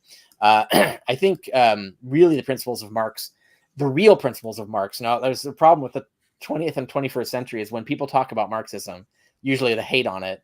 They don't know what the fuck they're talking about, and they're usually getting it wrong. Like, Cuba and the USSR were not Marxist states. Marx is rolling in his grave over those travesties. Same with China. But yeah, if you looked at the actual Marxist principles, they're actually very revolutionary in the sense that I don't think they have precedence. But I think the reason they don't have precedence is because you could not have Marx without Adam Smith. It was the specific philosophicalization of capitalism, giving it a philosophical foundation and having it reach a certain level of civilized sophistication. Like now you've got the way capitalism works in terms of accumulating capital and how it powers industry. Like all of that stuff, you have to actually, first of all, it has to actually be happening. Secondly, you have to actually have a philosophy of it. So you have to actually see it happening and understand what's happening. And then that philosophy now Marx could see all that. Then he could say, you know what, there's a better way to do that. And then so Marxism is building on that. So that's why I don't think there's a precedent for it in ancient philosophy, is because their capitalist philosophy was not sophisticated enough to even allow someone to see the things that Marx saw as a possible solve for some of those problems. And so I don't think we can blame them for missing the boat on that. Everybody missed the boat on that until Marx did it. And then since Marx, of course, there have been other Marxist thinkers who've improved on Marx. So we should no longer say Marx is the holy grail of Marxism. Then we should say Adam Smith knew everything and got everything right about capitalism, right? So, but anyway, that's my rant on that topic. I hope it answered the question. I don't know. Dr. Andy, thank you for the super chat. Did Christians, after getting powerful, Constantine I, ever have serious academic discussions on whether it's moral to persecute non-Christians, especially considering they were pacifistic and persecuted themselves in the beginning? I don't know the answer to this question. So I'm not aware of any examples. However, I have not. So my field is ancient history. So my interest stops with Theodosius around 340. Towards the end, 395, so it's 395 AD. But I'm less informed on what happened in the 4th century and later in what you're talking about. Like, were there Christians who were really speaking up philosophically against the idea of exile and basically state murder and other forms of coercion in terms of religious beliefs? Certainly the majority and the elite were going in the other direction. That's why you get Theodosius actually outlawing other religions outright. Was anybody pushing back on that? I don't know. They certainly weren't prominent enough for me to know of them. So if there are some examples, they must be pretty obscure. Someone to ask would be someone who specializes in early medieval Christian theology, in particular theology of politics. If you find anyone who's in that's their specialty field, they might be able to call out some examples, and I would love to hear about them. So if you find anyone who comes up with examples of that, like basically resistors or opposers of this way of doing things, I mean, they lost the argument, but it would be significant to know that they existed and what their arguments were. So I would love to hear that. So if you do find that, if you find anyone who can answer your question for you, send that stuff my way. My email address you can find through Facebook or my website. There's an about page. It has a contact page that you can find my email address. Although the fastest way to reach me is still Facebook Messenger. It's open to all. So if you have data to send me, I would love it if you just message me or email me. Cool. Thank you so much, Dr. Andy. The Mythic Life, Kristen, thank you. Thanks for another excellent show, Idaho. Inside joke. I was driving through Idaho and moving and I was messaging her, and then it ended up being a funny inside joke. Thank you so much for the support, my friend. Sid Dave, when people believe that morality comes from God, which God do they mean? How do believers explain the presence of morality in groups who believe in other gods or gurus like Buddhists, Hindus? Right. Well, there's two different kinds of Christians, I guess, in this respect. They're the ones who just deny that those other religions have morals. And of course, they're just factually wrong. And then there's Christians who will argue, and this includes like some of the conservative Catholic theologians of today, would argue that the Holy Spirit works through everyone, and so that the message of the morality of God gets even into the hearts of Buddhists and Hindus. They're just mistaken about where it's coming from. Right? It would be the way that they would argue that. And that's also intersectarian. So Baptists will say to Catholics that they're getting some correct messages from God, and some of the things they think are coming from God aren't coming from God. It's the same God, but they're just wrong about half the stuff that's coming from God, right? So or they're wrong about which God, right? You have the Jehovah's Witnesses who are anti-Trinitarian, and the Catholics who are ruthlessly Trinitarian. They do not believe that the Catholics won't even admit that Jehovah's Witnesses are Christians, much less worshiping the same God. So, but they explain the fact that they do have overlap in morals in the same way that the sum of the true Holy Spirit always leaks through. Even if you've got Satan or human error or something masking it. So many things come to mind. Thank you so much, Sid Dave. I appreciate the support. Q, again, Numbers 5:11-31 contains a certain sympathy magic ritual. How clean do you think the dust of the floor of the tabernacle was? Yeah, so this is a reference to the potion. I think it's the adultery potion, if I'm Yeah. remembering correctly, where and I can't remember the exact procedure because I can't remember who can request it. It is significant. Like, is can the woman ask for this, or can one of the men? I can't remember. But so I've read some things about this, and even I've read like some Talmudic passages about it. The scholarship, and it even takes its cue from some suggestions in the Talmud. But the usual explanation today is that the ritual is bullshit.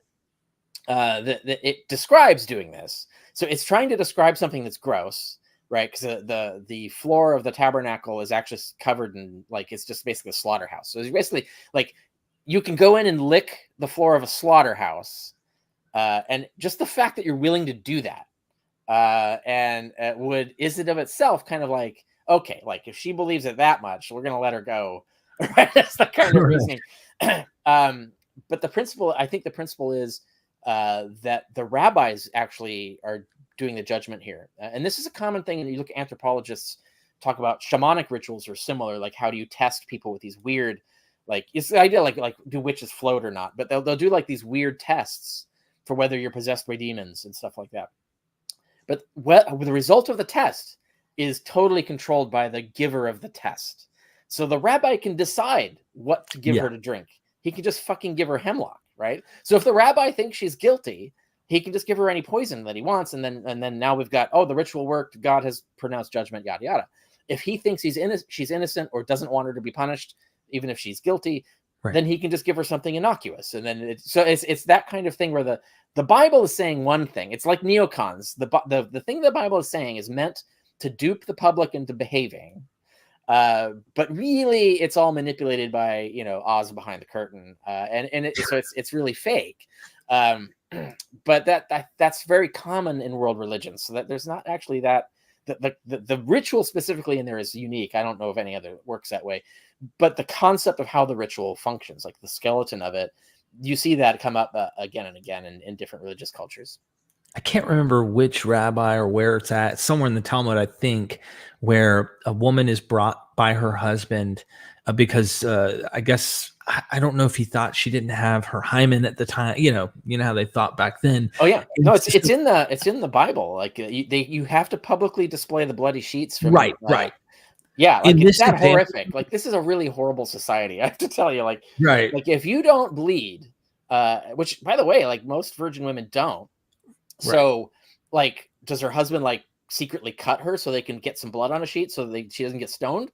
Like, what kind of horrific things are really happening exactly in this? But anyway, yeah, that's literally, you had to publicly display it to prove that she was a virgin and not kill her. Like it's to prevent her from being killed. Right. And then so this barbaric. example, what you're describing, the rabbi would have her sit on a barrel of wine. And if he could smell the wine coming through her, out of her mouth, I'm not even that's a good example, right? Because that's entirely, he can fucking say whatever the fuck he wants. He can go, right, exactly. You're not a virgin. Right. He can choose. And so it's really just creating this sort of pretext to make it seem like God is deciding, but really it's the rabbi deciding. And so that's an example of exactly that kind of ritual. Thank you.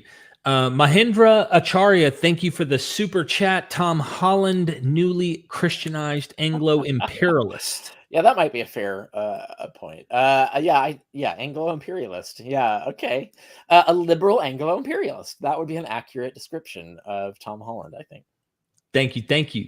Foraker, when can we get Richard C. Miller and Richard Carrier together for a video? The discussion would be amazing. I'd love that. Yeah, absolutely. Yeah, I tell people, I recommend the book Resurrection and Reception. Resurrection and Reception in Early Christianity.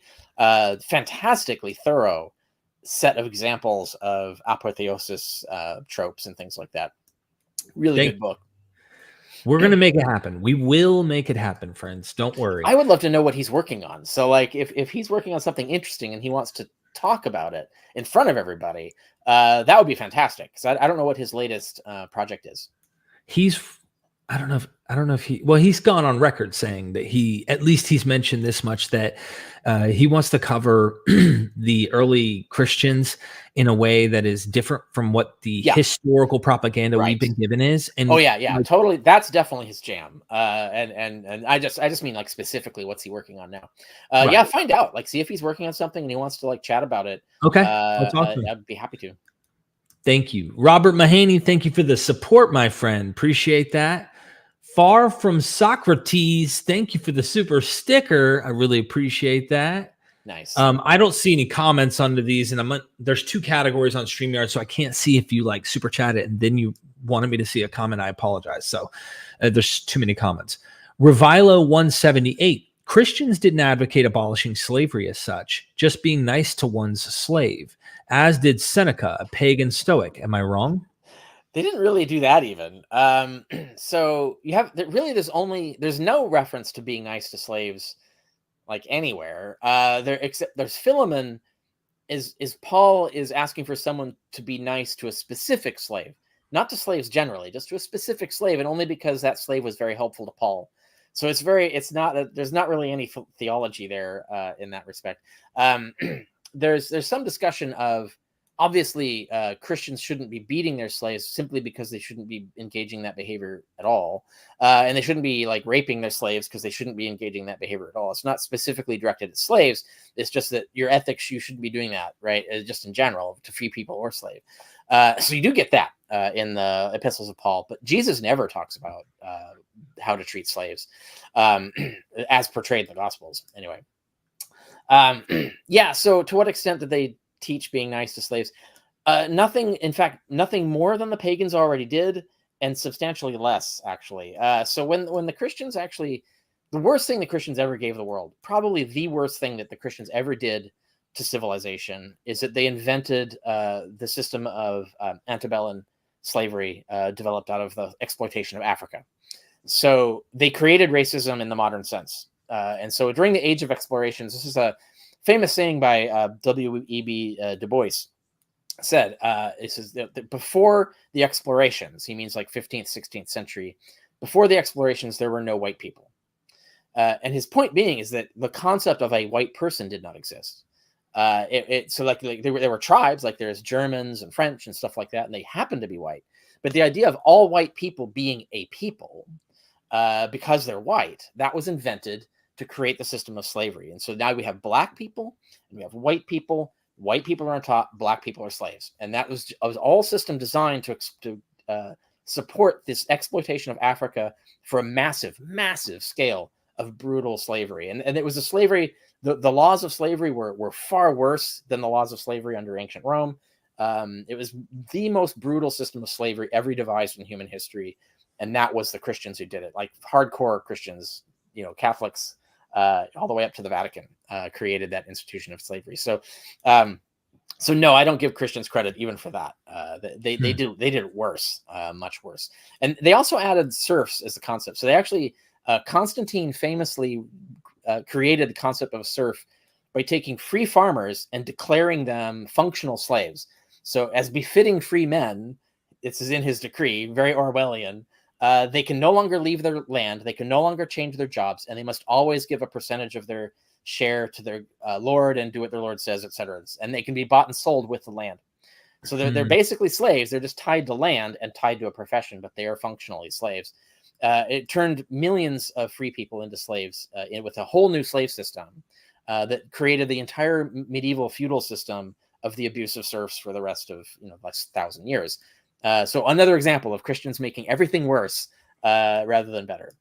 So no, I don't give them credit for that. Wow.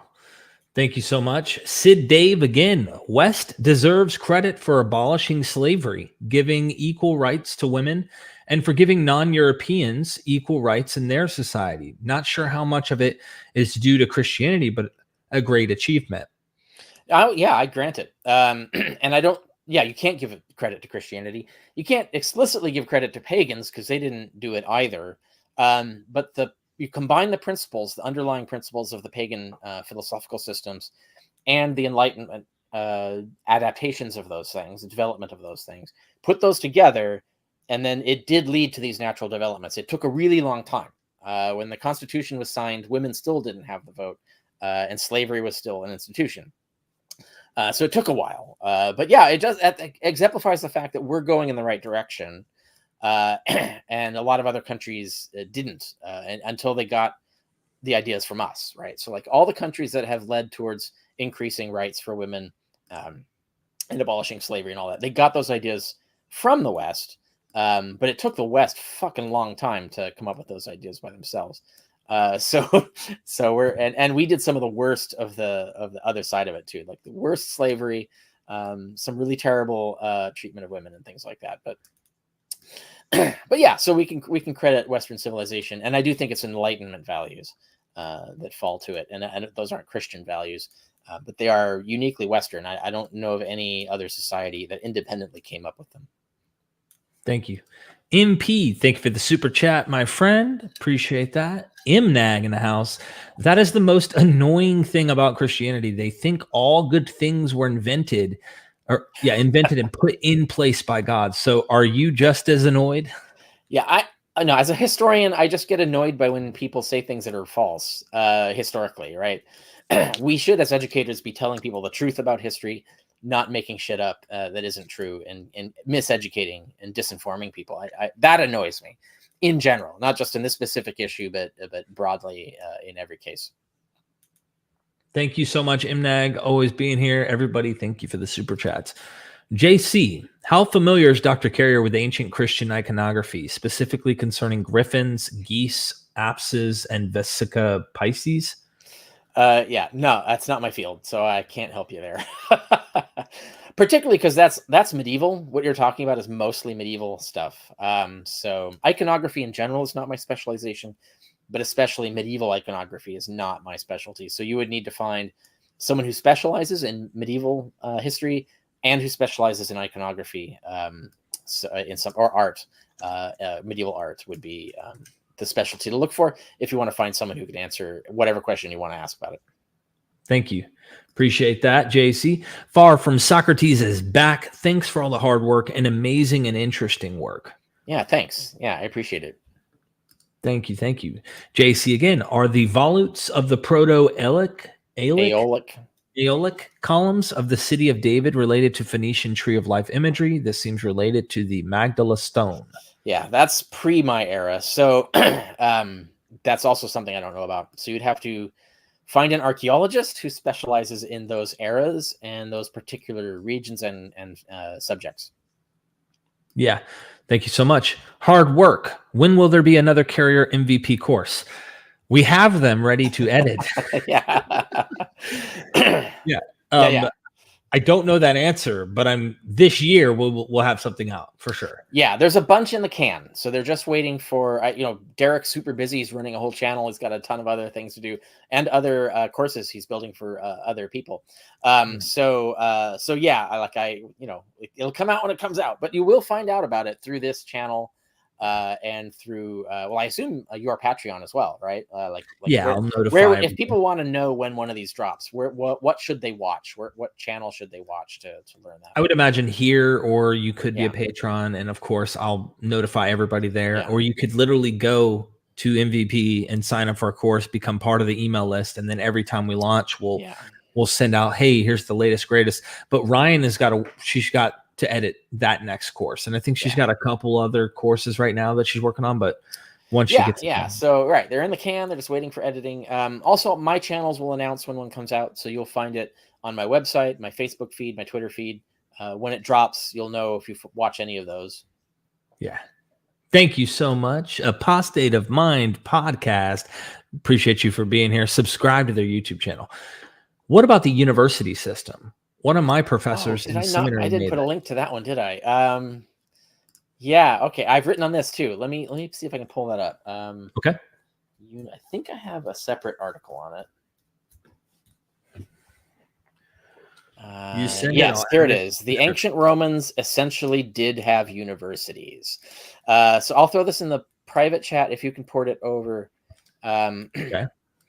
Oh, I'm dropping another one before that. So the second one is the one that we're talking about now. But before that, I just dropped another one to pull over.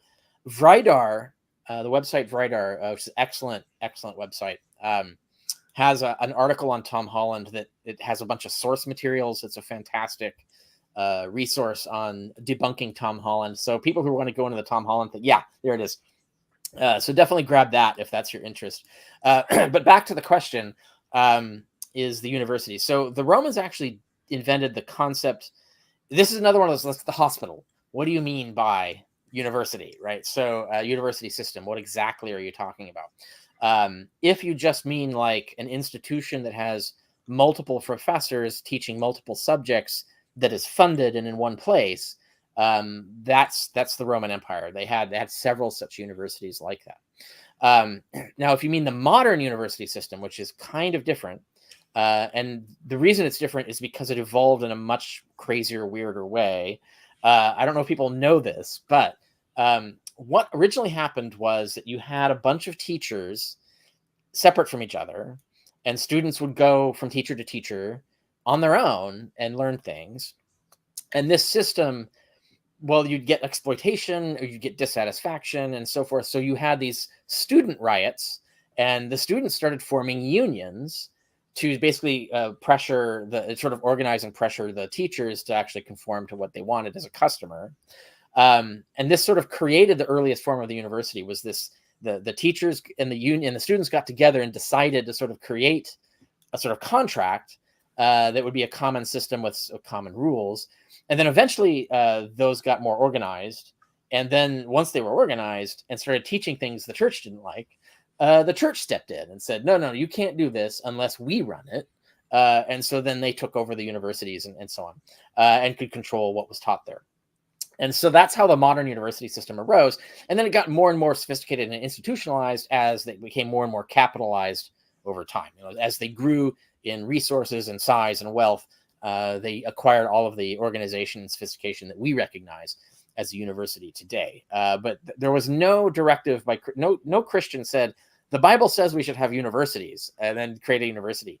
The universities were an economic accident that caught the Vatican by surprise. And the best they could do is try and take control of it. And that's how universities came about. They were not inspired by Christianity at all. They were inspired by just ordinary capitalist economics, essentially. Thank you. Hammond, forgive me if I butchered that. Fun fact, Jesus is actually Zeus. His original name was Jesus, gangster Zeus, but someone misread it and it stuck. Yeah, if only. Right. Fair warning, that's not the case, but yeah. For true etymology, Zedeus, so in Greek it's Zedeus with a D, comes from Deus, which you'll recognize as the Latin. It doesn't come from that. Deus, the Latin for God, and Zeus come from the same root. It goes back to divas or dewas, which were sky spirits, and hence divas. It comes from the same. It's all from the same root, Proto-Indo-European root. So Zeus actually isn't a name; it's just God, the generic word God. Just like Allah is not the name of a god; it is just Arabic for God. So Zeus isn't even really a name, which is kind of funny. Thank you, Matt Lambert. Got the Lambert going on here. What sources can I point a friend to that shills for Holland? Sorry, that shills for Holland. Hang on a second. Shills. Okay, yeah, that's a bogus call. That shills for Holland. I don't know actually. Maybe people in comments have run into some of these. I don't know if, for instance, I would expect Tim O'Neill to shill for Holland, but I don't know if he actually does. I'm not aware of. I don't read Tim Holland's blog, so I don't know if he has a Tom Holland.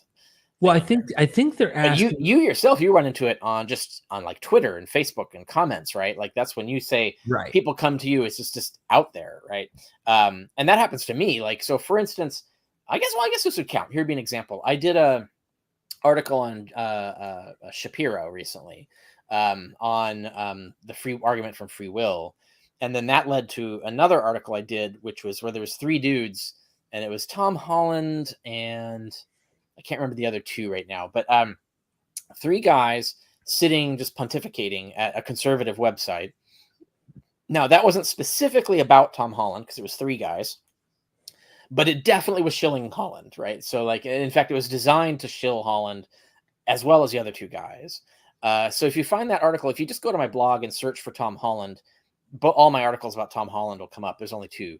And one is the one we threw. I think we threw one. Maybe we didn't throw it in the comments, but you'll see there's one just me talking about Tom Holland. But then there's another one it's Tom Holland and a bunch of other people, 2 other people. And that's an example. And that was, I think, at the Brookings Institute or something like that. Is definitely a propaganda website. Definitely a deliberate piece of propaganda as a video. And so that would be, I think, meeting your what you're looking for. That's an example of that. I was reading this as the opposite and saying, like, what kind of sources can I give to a friend who's shilling for Holland? That's what, like, what kind to of a friend that shills for Holland. Well, the stuff we've been putting up. So the this is Mr. all in the Deity description of the video now. Yeah, the Mr. Deity videos are a good one. My one article about Tom Holland maybe is a good one. But I would focus on specific things. So if someone's shilling Tom Holland, I would say like get them to be more specific. Like what claim exactly? And then once you have a specific claim, then you can go to certain things. So like I have my article on ancient charity. I have my article on the foundation of modern government. And so I have specific subjects. They're not all in one place. That would be my recommendation, only because I've done thoroughly research these things and put a lot of resources, citations, and links. So they're good platforms for you to go find other stuff. The Vrydar article might even be the best one to send because that Vrydar article that we just put up, I think we put it up in comments. Yeah. Because it just showed it on camera. That in the description as well. Yeah, that's a good one. Maybe that's the first one to send them to, because it has a bibliography. It can basically breadcrumb them to whatever it is they want to look into. But my work too on this, I think between those 2, I don't think anybody's and Mr. Deity, I don't think anybody's gone this detailed into Tom Holland and debunking his claims. I'm literally adding Mr. Deity to the description as well. Because I enjoyed that. That was a fun. He's sarcastic too. There's a lot. It's right. His videos are intentionally humorous and entertaining, but it's a good, pleasurable way to convey the information that they contain.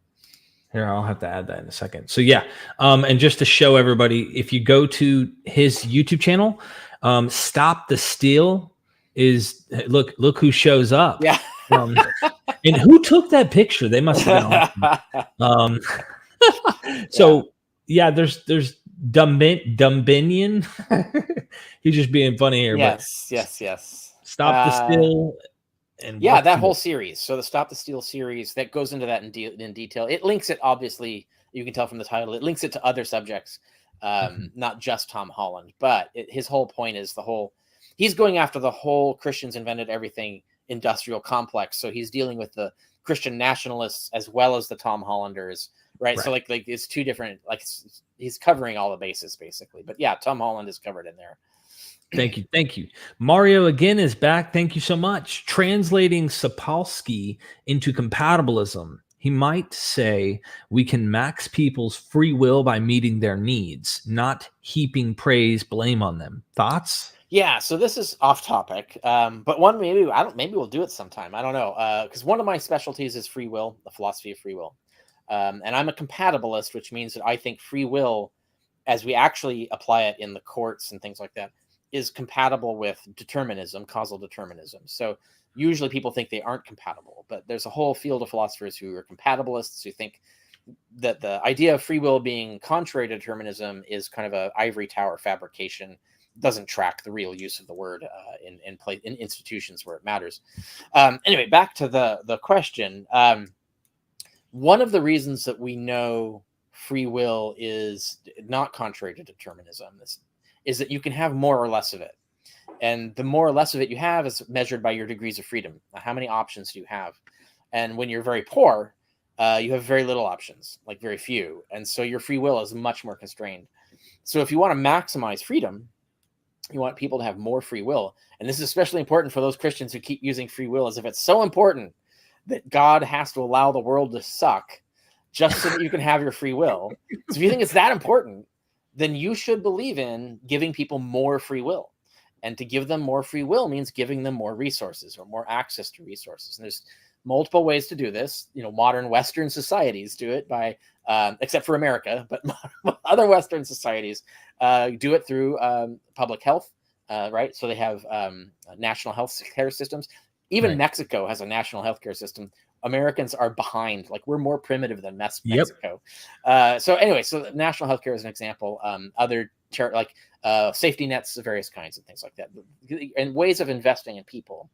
Now, one of the big ones that I have actually been advocating lately, I'm on the side of, there's a presidential contender recently, Yang was advocating it, universal basic income.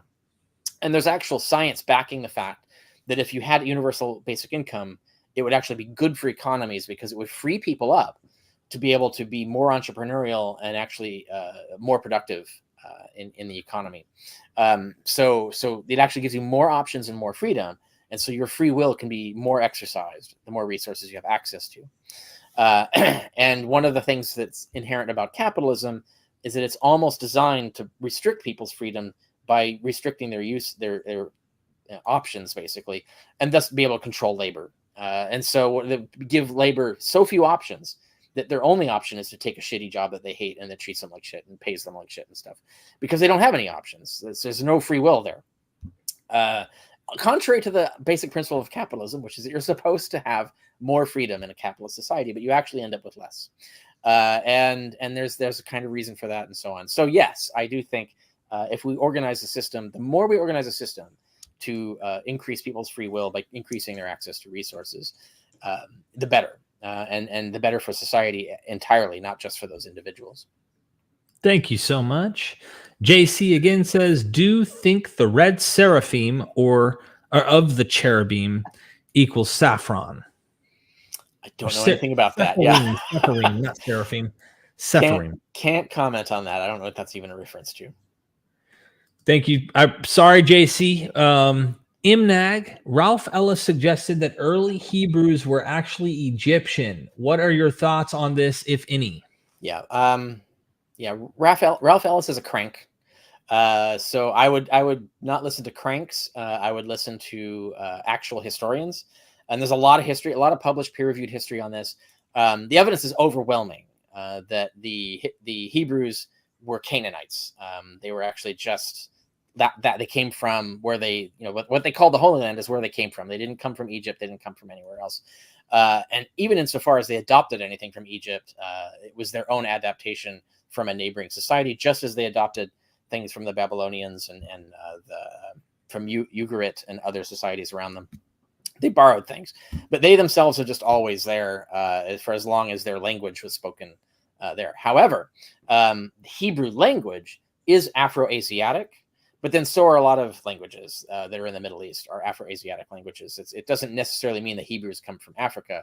It just means that their language comes from Africa in a very deep, multiple level sense, in the same way that our English comes from the Caucasus, even though there's no one in the Caucasus natively speaks English, right? So, you wouldn't say that therefore the English came from the Caucasus. That would be a silly statement, even though the language traces back to there. And Indo-European, so you can go all the way, you've got the Indo-Iranian and the Indo-European region that sort of steps. It's Russia, is where the root comes from, but that's not where English people come from, and therefore it's not where the Hebrews don't come from Africa, because their language goes all the way back to Africa, in the same sense that our language goes back to Proto-Indo-European. These are just terrible lines of reasoning that don't hold up in any other case, and so they don't hold up in this case either. Thank you. Dr. Andy's back. Was the opposition to pleasures of the body in Christ mainly caused by Paul, Plato, Plotinus, or Plotinus? Plotinus, yeah. Plotinus. Or Aristotle. Or Aristoteles? Aristoteles, which is the actual Greek pronunciation of Aristotle. Okay. Or only Saint Augustus, who ruined it. I think you mean Augustine, not Augustus. Saint Augustine, who's the early 5th century writer. Well, I wouldn't say Augustine himself invented the idea and is responsible for it. The reason his writings were so influential and popular is because the ideas that he was spreading were already being promoted by other people and were very popular. The pleasures. Does it come from Paul? I'm trying to think. The short answer is it predates them all, right? Like Yeah. it's a Jewish concept, right? So it's coming from a Judaism that's already sex denigrating and already guilty about pleasure, and so it's in Judaism already, and Christianity comes out of that trend in Judaism. So it comes from there. Insofar as they just lifted ideas to defend it from all these other authors listed, yeah, absolutely. They just, wherever they could find resources to defend their weird, twisted worldview, they grabbed them and used them. But they didn't originate there. They really comes from Judaism, and a particular wing of Judaism that Christianity evolved out of. Thank you so much. Inquisitive mind, who is more moral, Hashem, Christian God, or Allah? Well, what's Hashem? I don't recognize that. I think that's Yahweh specifically. Okay. Yeah. Okay. Well, Yahweh is the name of that God. So, but that's a Canaanite God.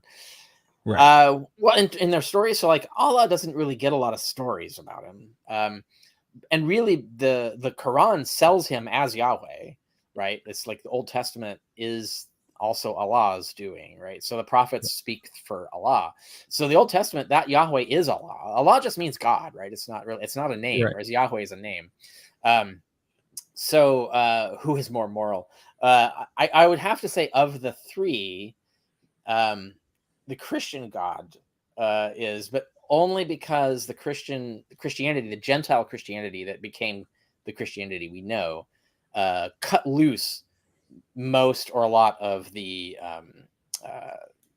stuff that was particularly the Old Testament God. So they got rid of the vengeful, hold up the bloody sheet God, but they didn't entirely, right? So like this. Right. Practice of for example, the practice of a woman having to show the bloody sheets to prove she's a virgin or else she gets killed, that still happens in Africa in both Christian and Muslim societies. So they didn't get rid of all of it.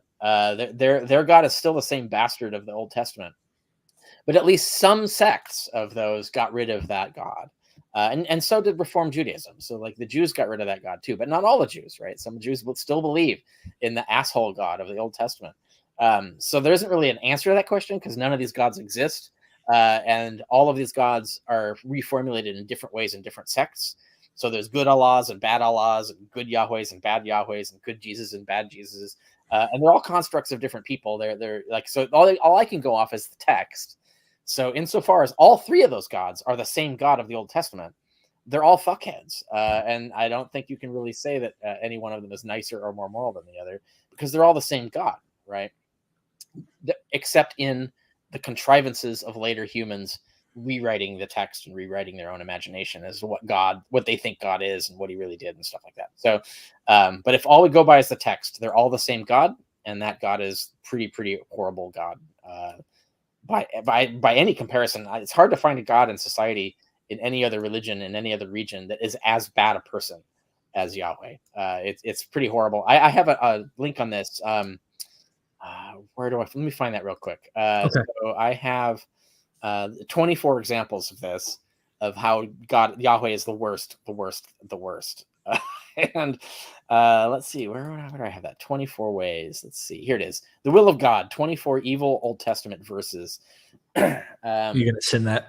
I'll put it in the private chat and you can port it back over. Yeah. I'll put it in the description for anybody who's interested in reading up further. So, yes, I just put it in there just now. I list 24 examples. And like I said, I have yet to find a God in any other culture at any point in history that is as evil as the God that these passages portray. 24 ways Yahweh is the worst. Yeah, and so Trinitarian Christians preach that Jesus is that guy. So he did all of those things. So he's the same person. He's not better. He's not a reformed Yahwist. And same with the Muslims. So the Quran says that Allah is the same God. So they're all the same God, really. You can only get them not to be the same God when you go looking at specific sectarian revisionist versions of history where they invent their own version of these gods. And then you have 1,000 different versions of all of them. So not really helpful line of inquiry. Thank you so much.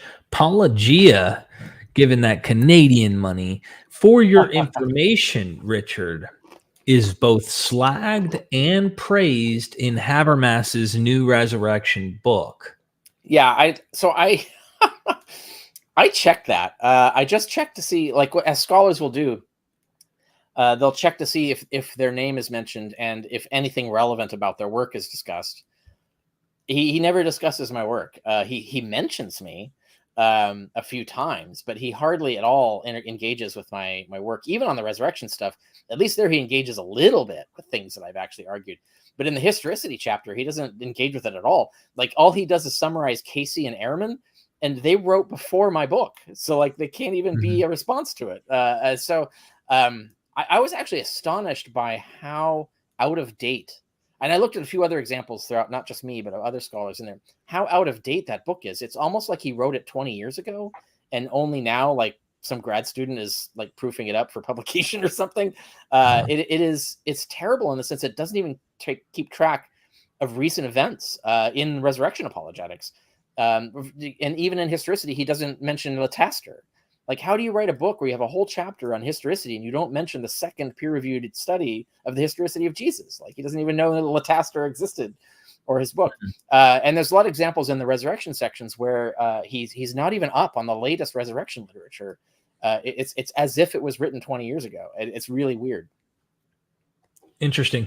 I imagine a lot more coverage will come about his massive book. I mean, I'm not hopeful. If it's so out of date, and so non-interactive with latest literature, it's already obsolete. Like, it was obsolete the moment it came off the presses. There's no reason to engage with it at all, right? Like, it's so certainly on the historicity question, it's useless. Like, it's entirely useless on the debate for historicity. In terms of the resurrection, I think it's going to be just as bad. And so I don't see the point in even reading it, really. Like, you might as well just read Lacona or something. Like, it's going to be a better treatment of the subject. Thank you. All right. Next one is Indo. What are other theories to privation theory of evil? Divine command, theistic Platonism. Also, is skeptical theism respected in academia? As a Poe response. Well, certainly it's respected in academia, in the sense that, like, young Earth creationism isn't. So, like, Answers in Genesis and their solution for the problem of evil is not taken seriously in academia. Skeptical theism is taken seriously, at least, as a view. In fact, skeptical theism is at least attempting to interact with the arguments against their position, right? So, like, Answers in Genesis is just a propaganda mill. Other theories. So I don't really go into this. I'm not really interested in Christian. So I'm just going to put this bluntly. I'm not interested in Christian bullshit. And so all of this that you've listed is all bullshit.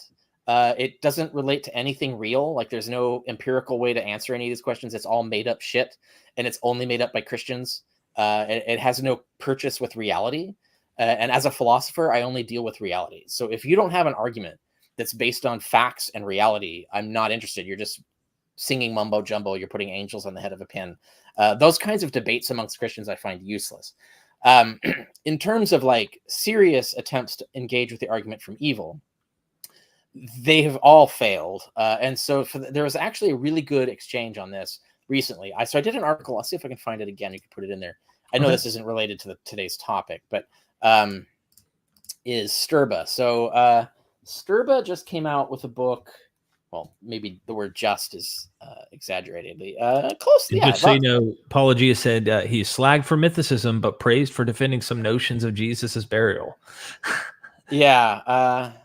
No, right. That's funny. Yeah, of course, he praises the stuff that he likes. Right. Yeah, because he's interacting with The Empty Tomb, which was published in fucking 2005. That's 20 years ago. Anyway, right. It's an obsolete book. It's totally. No, I just put in the private chat the link that I'm thinking of. So James Sturba came out with a book arguing for. Well, James Sturba poses it as he's arguing for the logical argument from evil, that he thinks he can prove God logically impossible. I disagree with him. I think all he's done is produced a really good empirical argument from evil, like a really, really good one. And so James and I argue over the semantics of that, whether it's a logical argument from evil or an evidential one. But it's really good.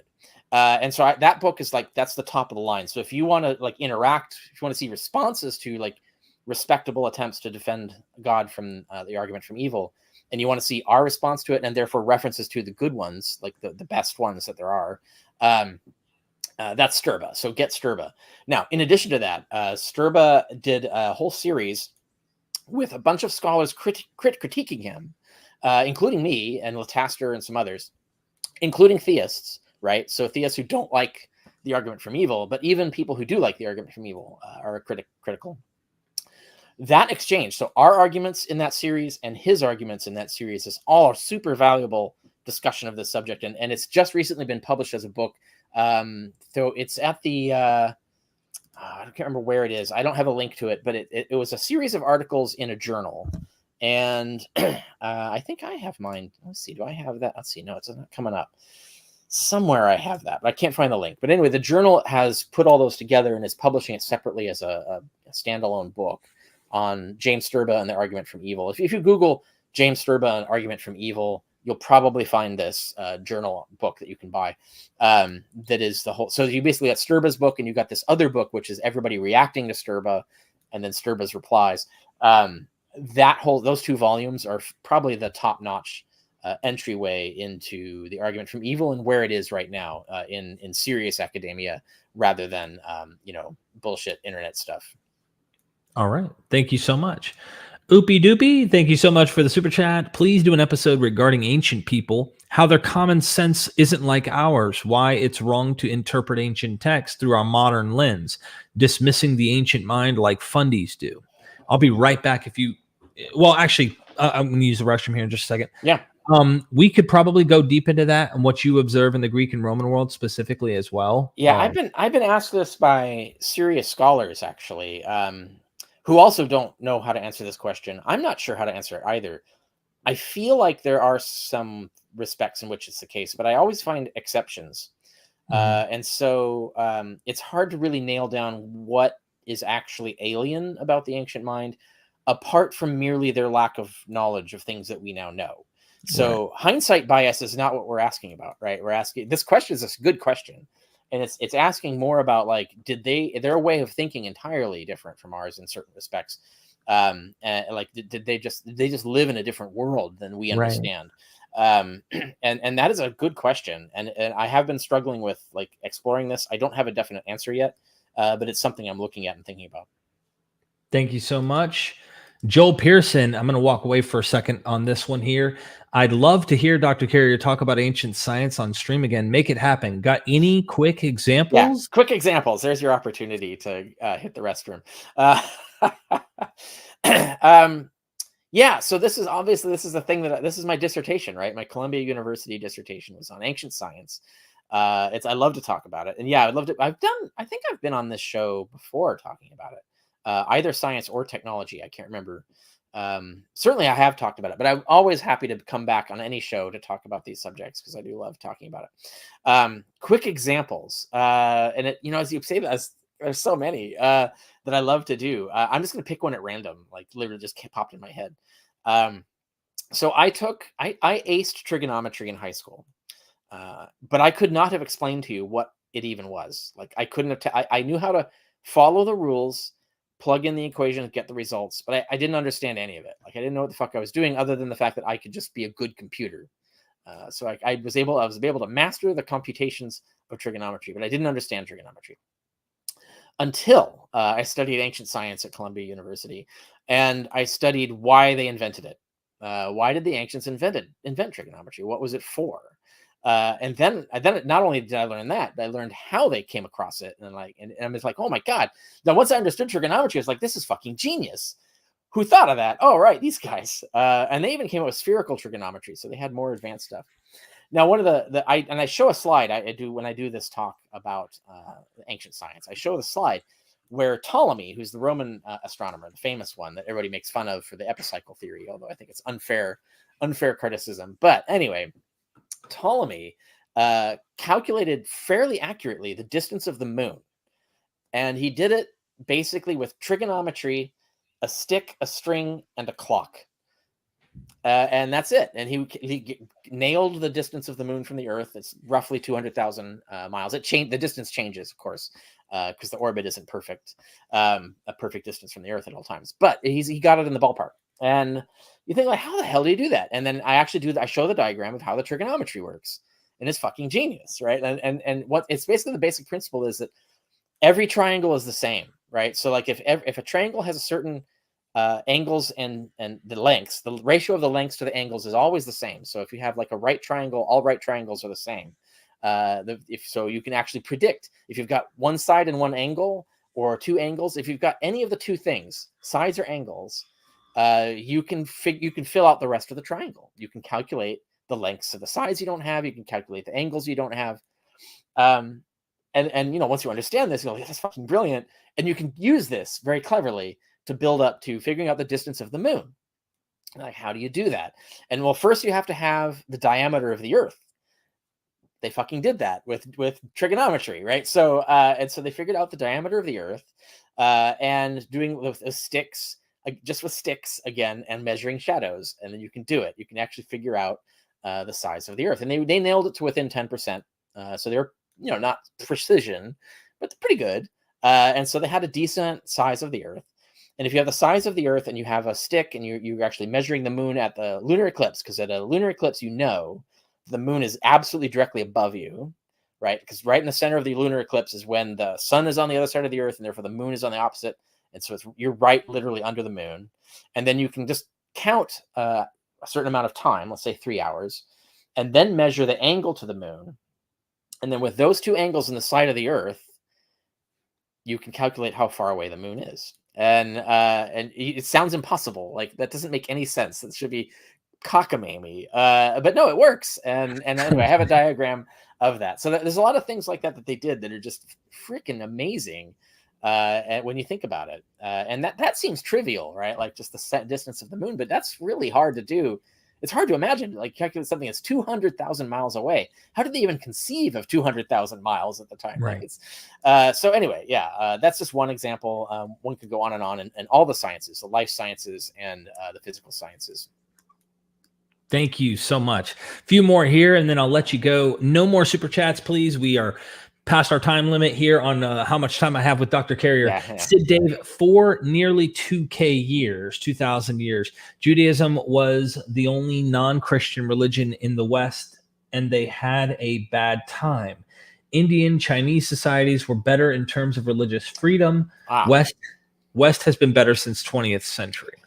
I think the point being made here is that the idea of not having religious freedom is Jewish, and that's true.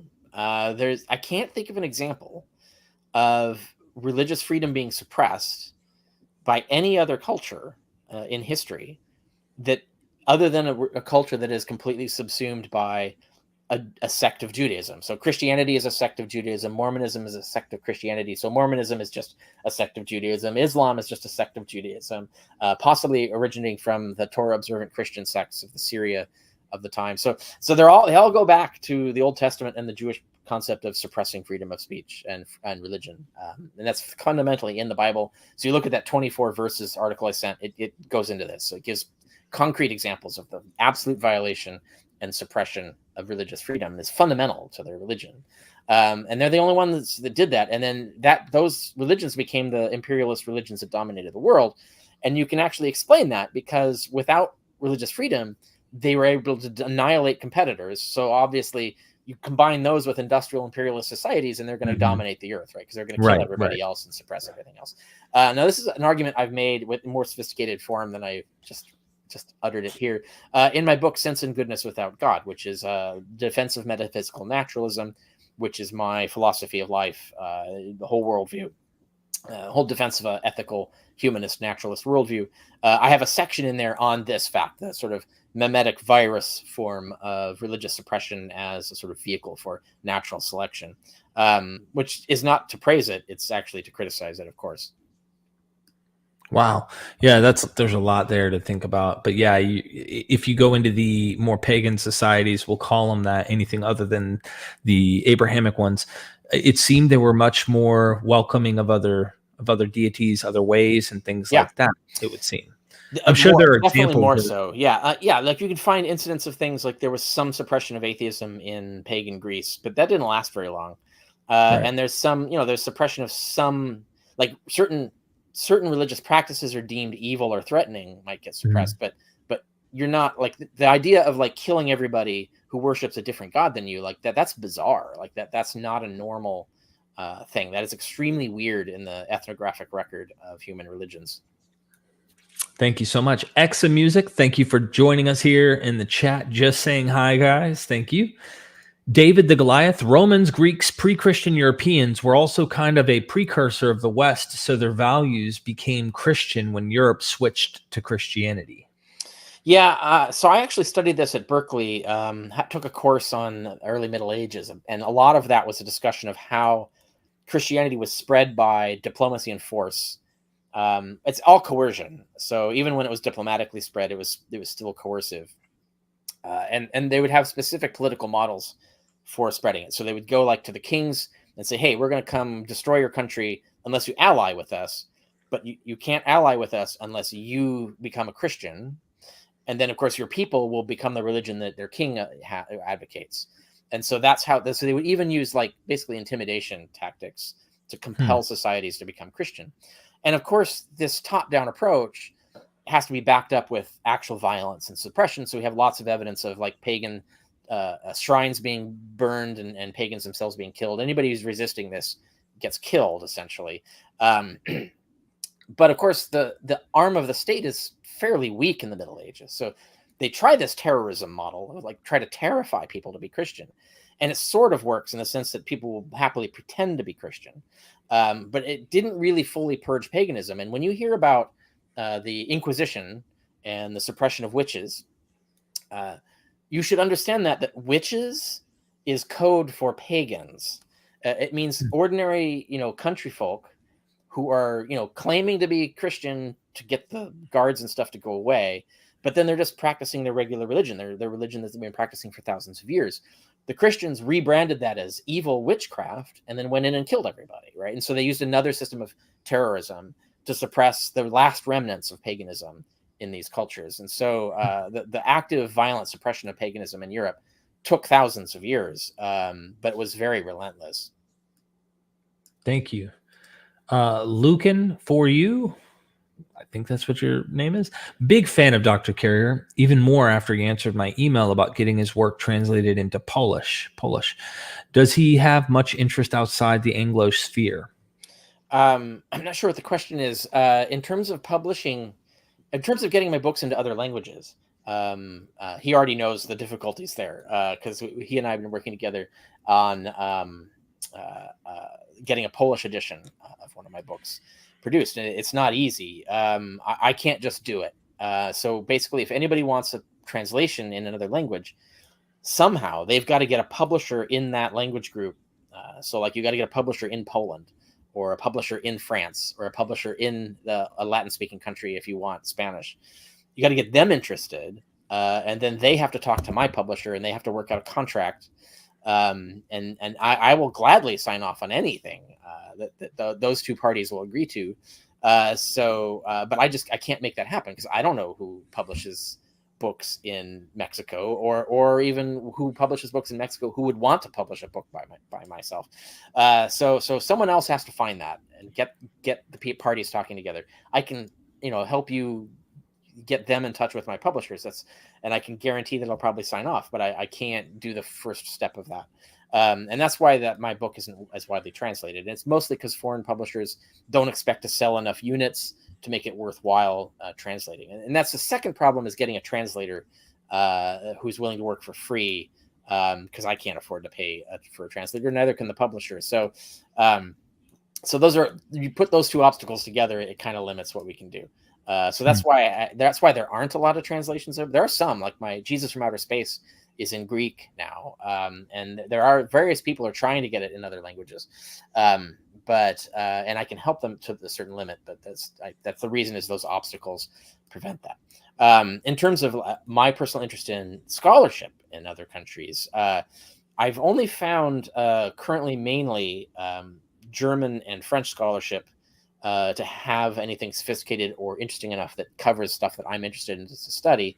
Occasionally Spanish and Italian, and that's why I recently published in Italian. My debate with Bermejo Rubio, and his book is in Spanish, and I've also interacted with Pinheiro, who's also published in Spanish. So I have been interacting somewhat with Spanish and Italian scholarship as well. And occasionally, very occasionally, I find a fascinating article in Japanese where they do, because Japan has like at least one journal of ancient history that they sometimes come out with cool stuff in. But yeah, I always look for, like, are they publishing in things that I'm interested in? Are those publications up to snuff? And to give you an example of a negative on that, I've seen some stuff in Czech, I guess. I don't know what language you call Czechoslovakia's language, but I know it's not Czechoslovakia anymore. But in the Czech language, that are just plagiarisms of other people's work, and they are not moving the ball forward, and they're not even worth the bother of reading. Same with Russia. I've never seen anything good come out of Russia that's worth reading. So there are examples of whole countries and language groups that aren't producing anything that I want to read. But I do keep my eye on it, and I do, like, if people point something out, I'll check it out. But I find what I find, basically. Thank you, David the Goliath. Before World War I, West was Christendom, just like Dar ul Islam idea in Islam, but after atrocities of World War II, became Judeo-Christian values, an attempt to integrate Jews finally after 2,000 years. Yeah, there's a lot in there. I don't know how to respond to that. What I think they're getting at is this idea of, well, so after World War II, I don't know if that really works either. So if you think of the election of John F. Kennedy, anti-Catholic sentiment was still brutal in America. The idea of there being Judeo-Christianity as a united thing postdates that, even, right? So and yeah, anti-Semitism, just look at anti-Semitism in the fucking 60s, man. It's like they had redlining Jews, right, out of neighborhoods and stuff. So it's still doing that, but so that went away only really, I think, in the late 70s and early 80s, when sort of the Reagan movement built up this idea that maybe if Catholics and Protestants who hate each other would work together as a common, like, we're Christians, that they could achieve common political goals, like outlawing abortion. And also, like, getting the religion back into control of the state and things like that. And then, yeah, they would and then with Zionism, right? So you have the apocalypticists, you have the Armageddon lobby, the Christian evangelicals who want to bring about the end of the world. Right. Actively, like they literally want to cause a war in the Middle East, and they are, like, in high halls of power. Like, just Google Armageddon lobby and you'll be astonished. There's some good articles about it. This is a real thing that's really happening, and they have real power. And so they're, like, friendly to Israel because they see Israel as part of their component to get Israel to start the final war that would bring Jesus. So this idea of folding the Jews, and you have this whole Judeo-Christian value system, is really a political construct that's fairly recent in history.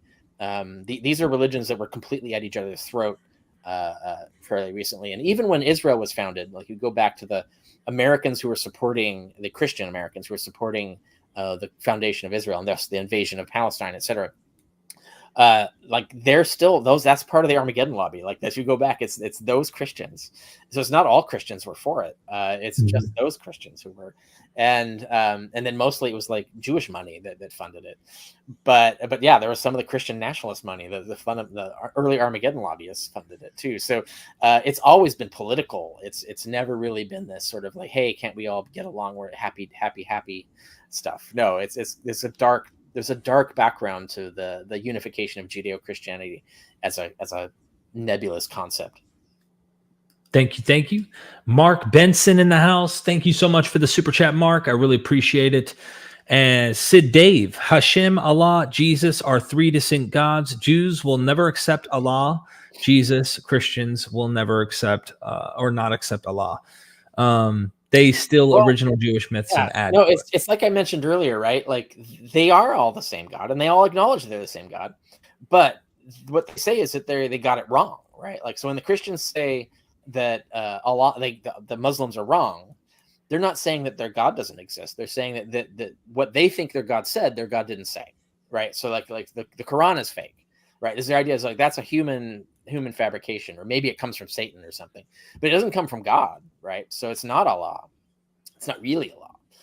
And then the Muslims will say the same thing about the Christians. You got something wrong. Like you're worshiping the right God, but you're listening to the wrong oracle about God. You got all the wrong info. And so that's the actual debate that's going on. Like they all are talking about the same God, but they're all disagreeing as to who's actually got a phone line to that God. And that's the reality of what we're dealing with.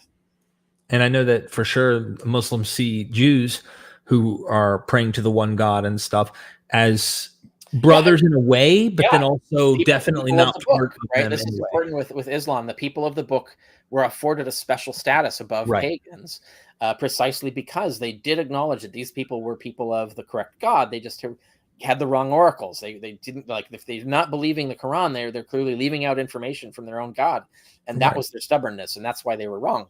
But at least they're like at least halfway there. Like they're worshiping the correct God. They just have the wrong instructions. And so that's, the Muslims actually built that into their treatment. Hence why the people of the book were superior to the pagans. Thank you, Sid. Read an article says, do you know how Christian apocalypticism was changed during crisis of third after Constantine? Was Orthodox preaching Indis nigh during third century? No, I don't think so. But this is another one that I haven't really looked. I haven't deep dived this one, so I can't answer this one. Somewhere I have a list of books on this, or at least on the history of apocalypticism. There's a book, I think it's called The End of the World, and then there's one I think it's called Millennium. But they're scholarly books on studying the history of this question of the end of the world. My interest has always been 2nd century and earlier. So I'm less like, I don't really care about Christian bullshit. So I'm more interested in the origins of Christianity and its early development. When we get to like the weird, stupid debates of the 3rd and 4th century, I've lost interest. Like because they're not talking about anything that has any contact with reality. So I don't really care anymore. So I study that less. So I don't know the whole range of discussions of the apocalypse in that period.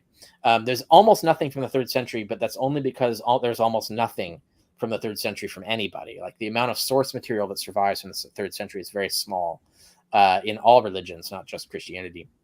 And it's very scattered in what it talks about. And that's not because it didn't exist. It's because very little of that just survived for us to know about it. There's a huge production of literature in the 4th century, however. So that would be the place to look. And then maybe the 5th century. How is apocalypticism being dealt with in those periods? And then you get into the Middle Ages, and that's well outside my field. But yeah, you want to find those books on the history of the apocalypse, and then maybe contact their authors to see if their authors know the answer to that specific question, because they might do. Thank you. JC, what does the Vesica Pisces have to do with logos? I don't know. I don't really care. That's not philosophy, so that's not in the texts of the 1st and 2nd century. Thank you. Blake says, how do you respond to the claim that ancient Israel had to wipe out their enemies because their enemies were practicing child sacrifice? That wasn't the reason. That was a reason. The real reason is stated in their laws, and that's the 24 evil verses. That one article I put that Derek put from me in the comment, that gives the actual reasons, and they're stated in there. It has very little to do with child sacrifice. But yeah, you see that as a polemic that comes up later as like an additional reason. The problem is the Jews were doing it too. There's a whole story about Jephthah's daughter. That's human sacrifice as an example. And on the other side of it, it's almost certainly the polemic is bullshit as well. So the idea that there was like rampant child sacrifice is probably made up. It's just like the Nazis calling the Jew, like coming up with the protocols of Zion kind of stuff that they came up with. The Jew bankers control the world and all that bullshit. It's bullshit. It's not real. And so the idea that the Canaanites are throwing children into the fires of Moloch on a regular basis is probably bullshit. It's probably more vermin propaganda from a wannabe master race, essentially. Thank you. And Dr. Tabor popped in just to say hi. And hey, all right, James. Yeah, seriously appreciate it. Dr. Carrier, I really appreciate this time that you've given to us explaining several facets of morality and how there are precursors or examples of it full blown, where they're even practicing what you would say is better in the way that they had a system politically and government set up to handle certain things. Right. But the idea, it's a myth that, and I mean it as a lie made up, that is not the case. Right. For the Christian morality is like, this is a monopoly and we got it right. We did everything right with it. For those who haven't seen that, you might want to tune back to the beginning and watch the first hour unfold, because I believe it was about an hour and 5 minutes that we went into several examples. We could have gone way further, but I wanted to cover your questions. And any final words from you? Questions. What's that? Any final words from you? I mean, just the usual. Check out my work at richardcarrier.info. My blog is there. You can find my Facebook and Twitter feeds. If people want to know how to follow me, it depends on what you want to follow. So I actually have an article on my blog, a guide to my social media. And on my website, you can also find all my books. There's a lot of them now. If you want to know what books to look into, I have an article on guide to my books. So you can check those things out. Just use the search engine on my website. Is very handy. And you can find out all that stuff. I also teach online courses, so you can find a link at the top of my website page on that. And including one video course through MythVision so far, and there will be more in the future. Yes. All things me, richardcarrier.info. You can find all that. And I do discuss ancient history, not just Christian stuff, but like we did today, we did a lot of pagan stuff. But I also do philosophy, like modern contemporary atheist philosophy, and other subjects. I'm weirdly published in Hitler studies for a strange reason. And if you want to know why, it's really fascinating. You can Google Hitler on my blog and find it. One of the takeaways of my studies in Hitler is that Nazis are liars. They're just all liars. They lie about everything. And that's fascinating for a historical. It's a very fascinating challenge for a historian to try and get at what really happened when the people you're reading are just lying about everything all the time.